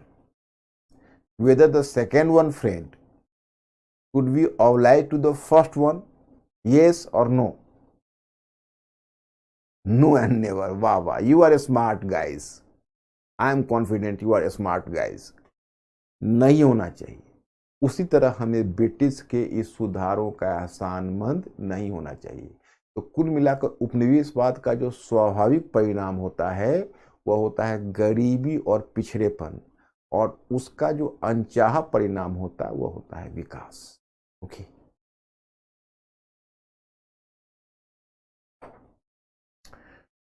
अब उपनिवेशवाद मूलतः एक आर्थिक संबंध था, जो ऊपर मैं समझा चुका हूं। मूलतः एक आर्थिक संबंध था, परंतु वह राजनीतिक, सामाजिक और सांस्कृतिक ढांचे को भी प्रभावित करते चलता है। ब्रिटेन और भारत के संबंध औपनिवेशिक कारकों से प्रभावित रहे थे। ब्रिटेन में जो पूंजीवाद था उसने भारत में उपनिवेशवाद का रूप ले लिया, तथा ब्रिटिश पूंजीवाद के अनुकूल भारत के संदर्भ में उसकी आर्थिक नीति बदलती रही और उसी के अनुकूल उसकी राजनीतिक, सामाजिक और सांस्कृतिक नीतियों में बदलाव आता रहा। यह मैंने तुम्हें समझाया है और तुम समझ चुके हो। अब उपनिवेशवाद को हम 3 चरणों में बांट कर देखेंगे। पहला चरण जो हम लोग कवर कर रहे हैं वो है वाणिज्यिक चरण, और जो दूसरा चरण है उपनिवेशवाद का औद्योगिक चरण है, 1813 से 1858 तक चलेगा। और जो तीसरा चरण है उपनिवेशवाद का वो वित्तीय चरण होगा, जो 1858 तथा उसके पश्चात होगा। तो जब हम दूसरा खंड में 3 चरण आते हैं, उसमें आप में से प्रत्येक में देखना है कि प्रत्येक की जो नीति है वह वाणिज्यिक चरण में उद्देश्य क्या है। पहले उद्देश्य को समझो और उद्देश्य से नीतियों को समझो। तो उद्देश्य में तुम्हें पता होना चाहिए कि भारत में ब्रिटिश कंपनी का उद्देश्य है कि देखो, अधिकतम रूप में राजस्व की, मैंने वाणिज्यिक चरण के 3 चरण है, सॉरी उपनिवेशवाद के 3 चरण है, वाणिज्यिक, औद्योगिक और वित्तीय। सबसे पहले हम लोगों को डायग्राम को फॉलो करते हुए करना है वाणिज्यिक चरण। तो वाणिज्यिक चरण में हमने बताया कि पहला जो उसका उद्देश्य है वो है अधिकतम रूप में राजस्व का संग्रह करके उस राजस्व को बचाकर जितना हम व्यापार में निवेश कर सके उतना अच्छा है। तो वही मैंने यहाँ पर बताया कि भारत में ब्रिटिश कंपनी की नीति रही थी अधिकतम रूप में राजस्व का संग्रह और उसका एक भाग व्यापार में निवेश करना। अतः ब्रिटिश कंपनी ने भारत में अपने दायित्व को सीमित रखना चाहा, क्योंकि दायित्व बढ़ाने से अधिक खर्च, कम निवेश, कम बचत की समस्या होती, और इसलिए इस काल में ब्रिटिश कंपनी की राजनीतिक, सामाजिक, सांस्कृतिक एवं आर्थिक सभी नीतियां इसी उद्देश्य से प्रेरित रही। अब यद्यपि इस काल में ब्रिटिश कंपनी ने अपने व्यापारिक हित के संवर्धन के लिए युद्ध भी लड़े। अब देखो, अब राजनीतिक नीति पर आप आ गए। तो राजनीतिक नीति पर आपको पता होना चाहिए कि इस काल में जो ब्रिटिश कंपनी ने नीति अपनाई उसको घेरे की नीति कहते हैं। अब जैसे देखो, अब इसको तुम कहोगे पढ़ कर सुनाइए, तो मैं पढ़ के क्यों सुनाऊं? एक महानुभाव कोई बोल रहे थे कि भाई सर पढ़ के नहीं सुनाते हैं, पढ़ के इसको सुनाऊंगा तो फिर तुमको मैं तोता बनाना है, तुमको सोचने वाला प्राणी बनाना है। तुम इसको पर जहां पर दिक्कत होगी, जैसे उसको मैं खुद ही, लेकिन जो मुझे खुद ही अपने मस्तिष्क में याद है, मस्तिष्क से ही मैंने यहां लिखा है, तो इसको देखकर मैं क्यों पढ़ाऊं? ये तो मैंने तुम लोगों को इसलिए पीडीएफ दे देता हूं ताकि इस सिद्ध से तुम लोग घर पर पढ़े हुए हो तो तुम लोगों को सुविधा होगी, बाकी तो हमें खुद याद ही है। तो मैं आपको यहां पर यह बताना चाहता कि उनकी जो पॉलिसी है, राजनीतिक नीति है, वो है कि हम जितना युद्ध को अवॉइड कर सकते हैं, हम जितना भूभाग के अधिग्रहण को त्याग सकते हैं या भूभाग के अधिग्रहण को छोड़ सकते हैं, उतना बढ़िया है। माने जितना युद्ध को त्याग सकते हैं उतना बढ़िया है, भूभाग के अधिग्रहण को त्याग कर सकते हैं वो बढ़िया है, और कोशिश करें कि इससे चूंकि हमारा दायित्व कम हो, और दायित्व कम होगा तो हमारी बचत बढ़ेगी, और बचत बढ़ेगी तो व्यापार में हम निवेश करेंगे। हालांकि याद रहे, उनको युद्ध भी करना पड़ा और उनको भूभाग का अधिग्रहण भी करना पड़ा, परंतु उनकी कोशिश यह थी कि हम कम से कम युद्ध लड़ें और कम से कम भूभाग का अधिग्रहण करें। तो मैं यहाँ पर आपको बताना चाहता कि अब जो आपको नाम मिलेगा और यही मानचित्र में दिखाऊंगा, तो अब देखो, जैसे तुम कहते हो फैक्ट्स, और मैंने फैक्ट्स को कैसे बांधा है उसको मैं समझाना चाहूंगा। फैक्ट्स को मैंने ऐसे बांधा है कि देखो 1765 से शुरू किया है, तो 1765 में जैसे रॉबर्ट क्लाइव है, तो रॉबर्ट क्लाइव 1765 में आपको याद होगा कि जब बक्सर का युद्ध ब्रिटिश कंपनी ने जीता, तो फिर भारतीय मामले का विशेषज्ञ रॉबर्ट क्लाइव था, तो रॉबर्ट क्लाइव को बुलाया गया, क्योंकि रॉबर्ट क्लाइव ही बेहतर ढंग से मुगल बादशाह से भी डील कर सकता था, अवध के नवाब से भी डील कर सकता था, बंगाल की समस्या भी देख सकता था। तो रॉबर्ट क्लाइव ने बंगाल की दीवानी ब्रिटिश कंपनी के लिए प्राप्त की। तो रॉबर्ट क्लाइव 1765 से 1767 तक बंगाल के गवर्नर के पद पर भी रहा। तो 1765 के बाद 3 गवर्नर के पद आए, 3 गवर्नर के पद। रॉबर्ट क्लाइव 1765 से 67, वेरलेस 1767 से 69 69, और कार्टियर 1769 से 72 1769 टू 1772। अब इसमें तुम देखते हो कि रॉबर्ट क्लाइव का मैंने 1765 से 67 देके खाली छोड़ दिया। क्यों? क्योंकि राजनीतिक नीति में केवल हम युद्ध और संधि की चर्चा करेंगे, तो तुम लोगों को प्रीलिम्स में भी जो क्वेश्चन सॉल्व होना है इसी से सॉल्व हो जाएगा।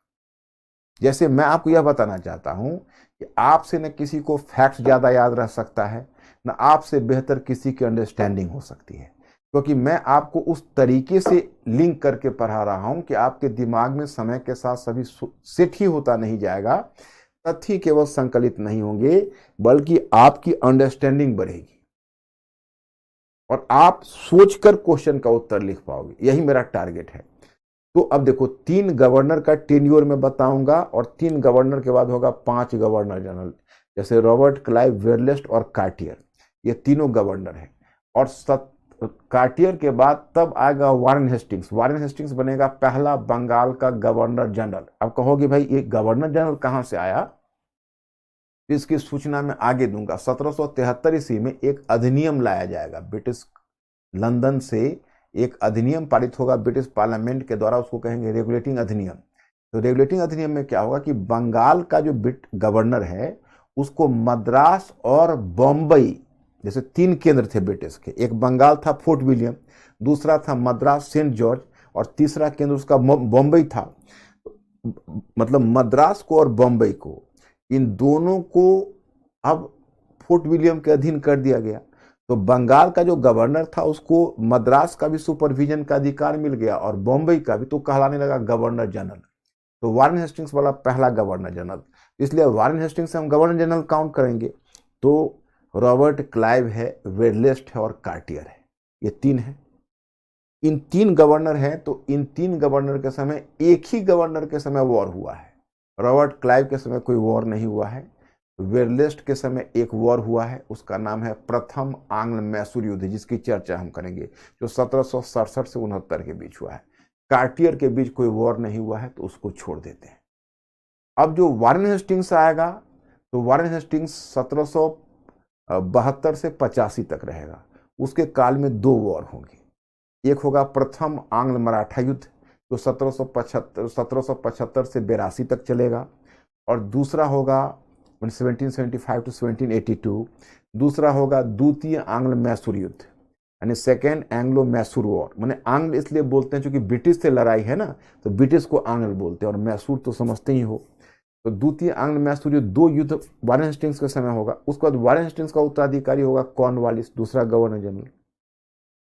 तो कॉर्नवालिस के समय 1785 तक वारेन हेस्टिंग्स रहेगा, तो 1786 में लॉर्ड कॉर्नवालिस आएगा, 1793 तक रहेगा। तो उसके सुधार अलग है, वो हम प्रशासनिक में करेंगे, यहाँ पर केवल वॉर के बारे में करेंगे। तो उसके समय एक ही वॉर होगा, वह होगा तृतीय आंग्ल मैसूर युद्ध। उसके बाद फिर समाप्त हो जाएगा। उसके बाद फिर आएगा वॉरेन हेस्टिंग्स के बाद फिर जो आगमन होगा वो होगा, सॉरी, इसका लॉर्ड कॉर्नवालिस के बाद जो नेक्स्ट वन आगमन होगा, मिस्टर अंकुर सीधा साइड, हाँ, लॉर्ड कॉर्नवालिस के बाद जो फिर आगमन होगा वो किसका होगा? वह होगा 1793 से 1798 के बीच जॉन सोर होगा। ये तीसरा गवर्नर जनरल होगा, लेकिन जॉन सोर के समय कोई वॉर नहीं है तो इसको खाली छोड़ दिया। फिर उसके बाद आएगा लॉर्ड वेलेस्ली, चौथा गवर्नर जनरल, जो 1798 से 1805 तक रहेगा। उसके समय 2 वॉर होगा, एक होगा द्वितीय आंग्ल, एक होगा चतुर्थ आंग्ल मैसूर युद्ध, और दूसरा होगा द्वितीय आंग्ल मराठा युद्ध, जो मराठा की शक्ति को तोड़ेगा। और उसी के समय सहायक संधि प्रणाली भी चलेगी। उसके बाद फिर तब थोड़ा गैप रहेगा 1 आध वर्ष में, उसमें 1-2 छोटे छोटे गवर्नर जनरल आते रहेंगे। कॉर्नवालिस भी दोबारा आएगा, और फिर 1807 में आ जाएगा अर्ल ऑफ मिंटो, जो 1813 तक रहेगा। उसके समय कोई वॉर नहीं है। तो मैं जितने भी वॉर है वो गवर्नर जनरल के साथ नाम के साथ जोड़ देंगे, वॉर के साथ कितनी ट्रीटी हुई है, कहानी है, उसको भी याद करवा देंगे, तो तुमको जितनी भी वॉर और ट्रीटी है सब याद ही हो जाएगा। तो आज मैं यहीं रुकता हूँ, क्योंकि अब तुम्हारे ऊपर ज़्यादा लोड हो जाएगा। तो अब तुम लोग एक काम करना, कल 2 चीज़ कर लेना। एक तो गवर्नर जनरल की मैं सूची वॉर के साथ और ट्रीटी के साथ बना दूंगा, और फिर आगे तरीका भी बता दूंगा, और फिर प्रशासन का भी। तो गवर्नर जनरल, उसके युद्ध और प्रशासन, इस 2 चीज़ को कल पढ़ के आना, बस से हम देख लेंगे। कल ही मैं आपको अस्थायी बंदोबस्त वगैरह समझाऊंगा, और मुझे लगता है कि आप लोगों की समझ में आ रहा होगा। और फिर एक बार जाके आप उस PDF को पढ़िए, और फिर मैं कल तो आपकी सेवा में हूँ ही। मिस्टर अंकुर, एनी क्वेश्चन? अभी उनको बताया है मैंने, गवर्नर केवल बंगाल में होता था, और जब बंगाल के गवर्नर का मद्रास और बॉम्बे के मद्रास और बॉम्बे के क्षेत्र के अधीक्षण का अधिकार मिल गया, सुपरविजन का, तो that was called governor general. और पहला गवर्नर जनरल वॉरेन हेस्टिंग्स बना। ओके, तो माय स्टूडेंट्स, अब today I am staying here, और मुझे लगता है कि आप लोग एक बार जाके पढ़ोगे तो समझ में आ जाएगा। यस, और ध्यान रहे, हम लोगों को इन्फॉर्मेशन से अंडरस्टैंडिंग की तरफ बढ़ना है। आप बाकी तरीके जो पढ़ रहे हैं उसकी नकल आपको नहीं करनी है, आपको ये नए तरीका डेवलप करना है। Okay, thank you, I will see you tomorrow.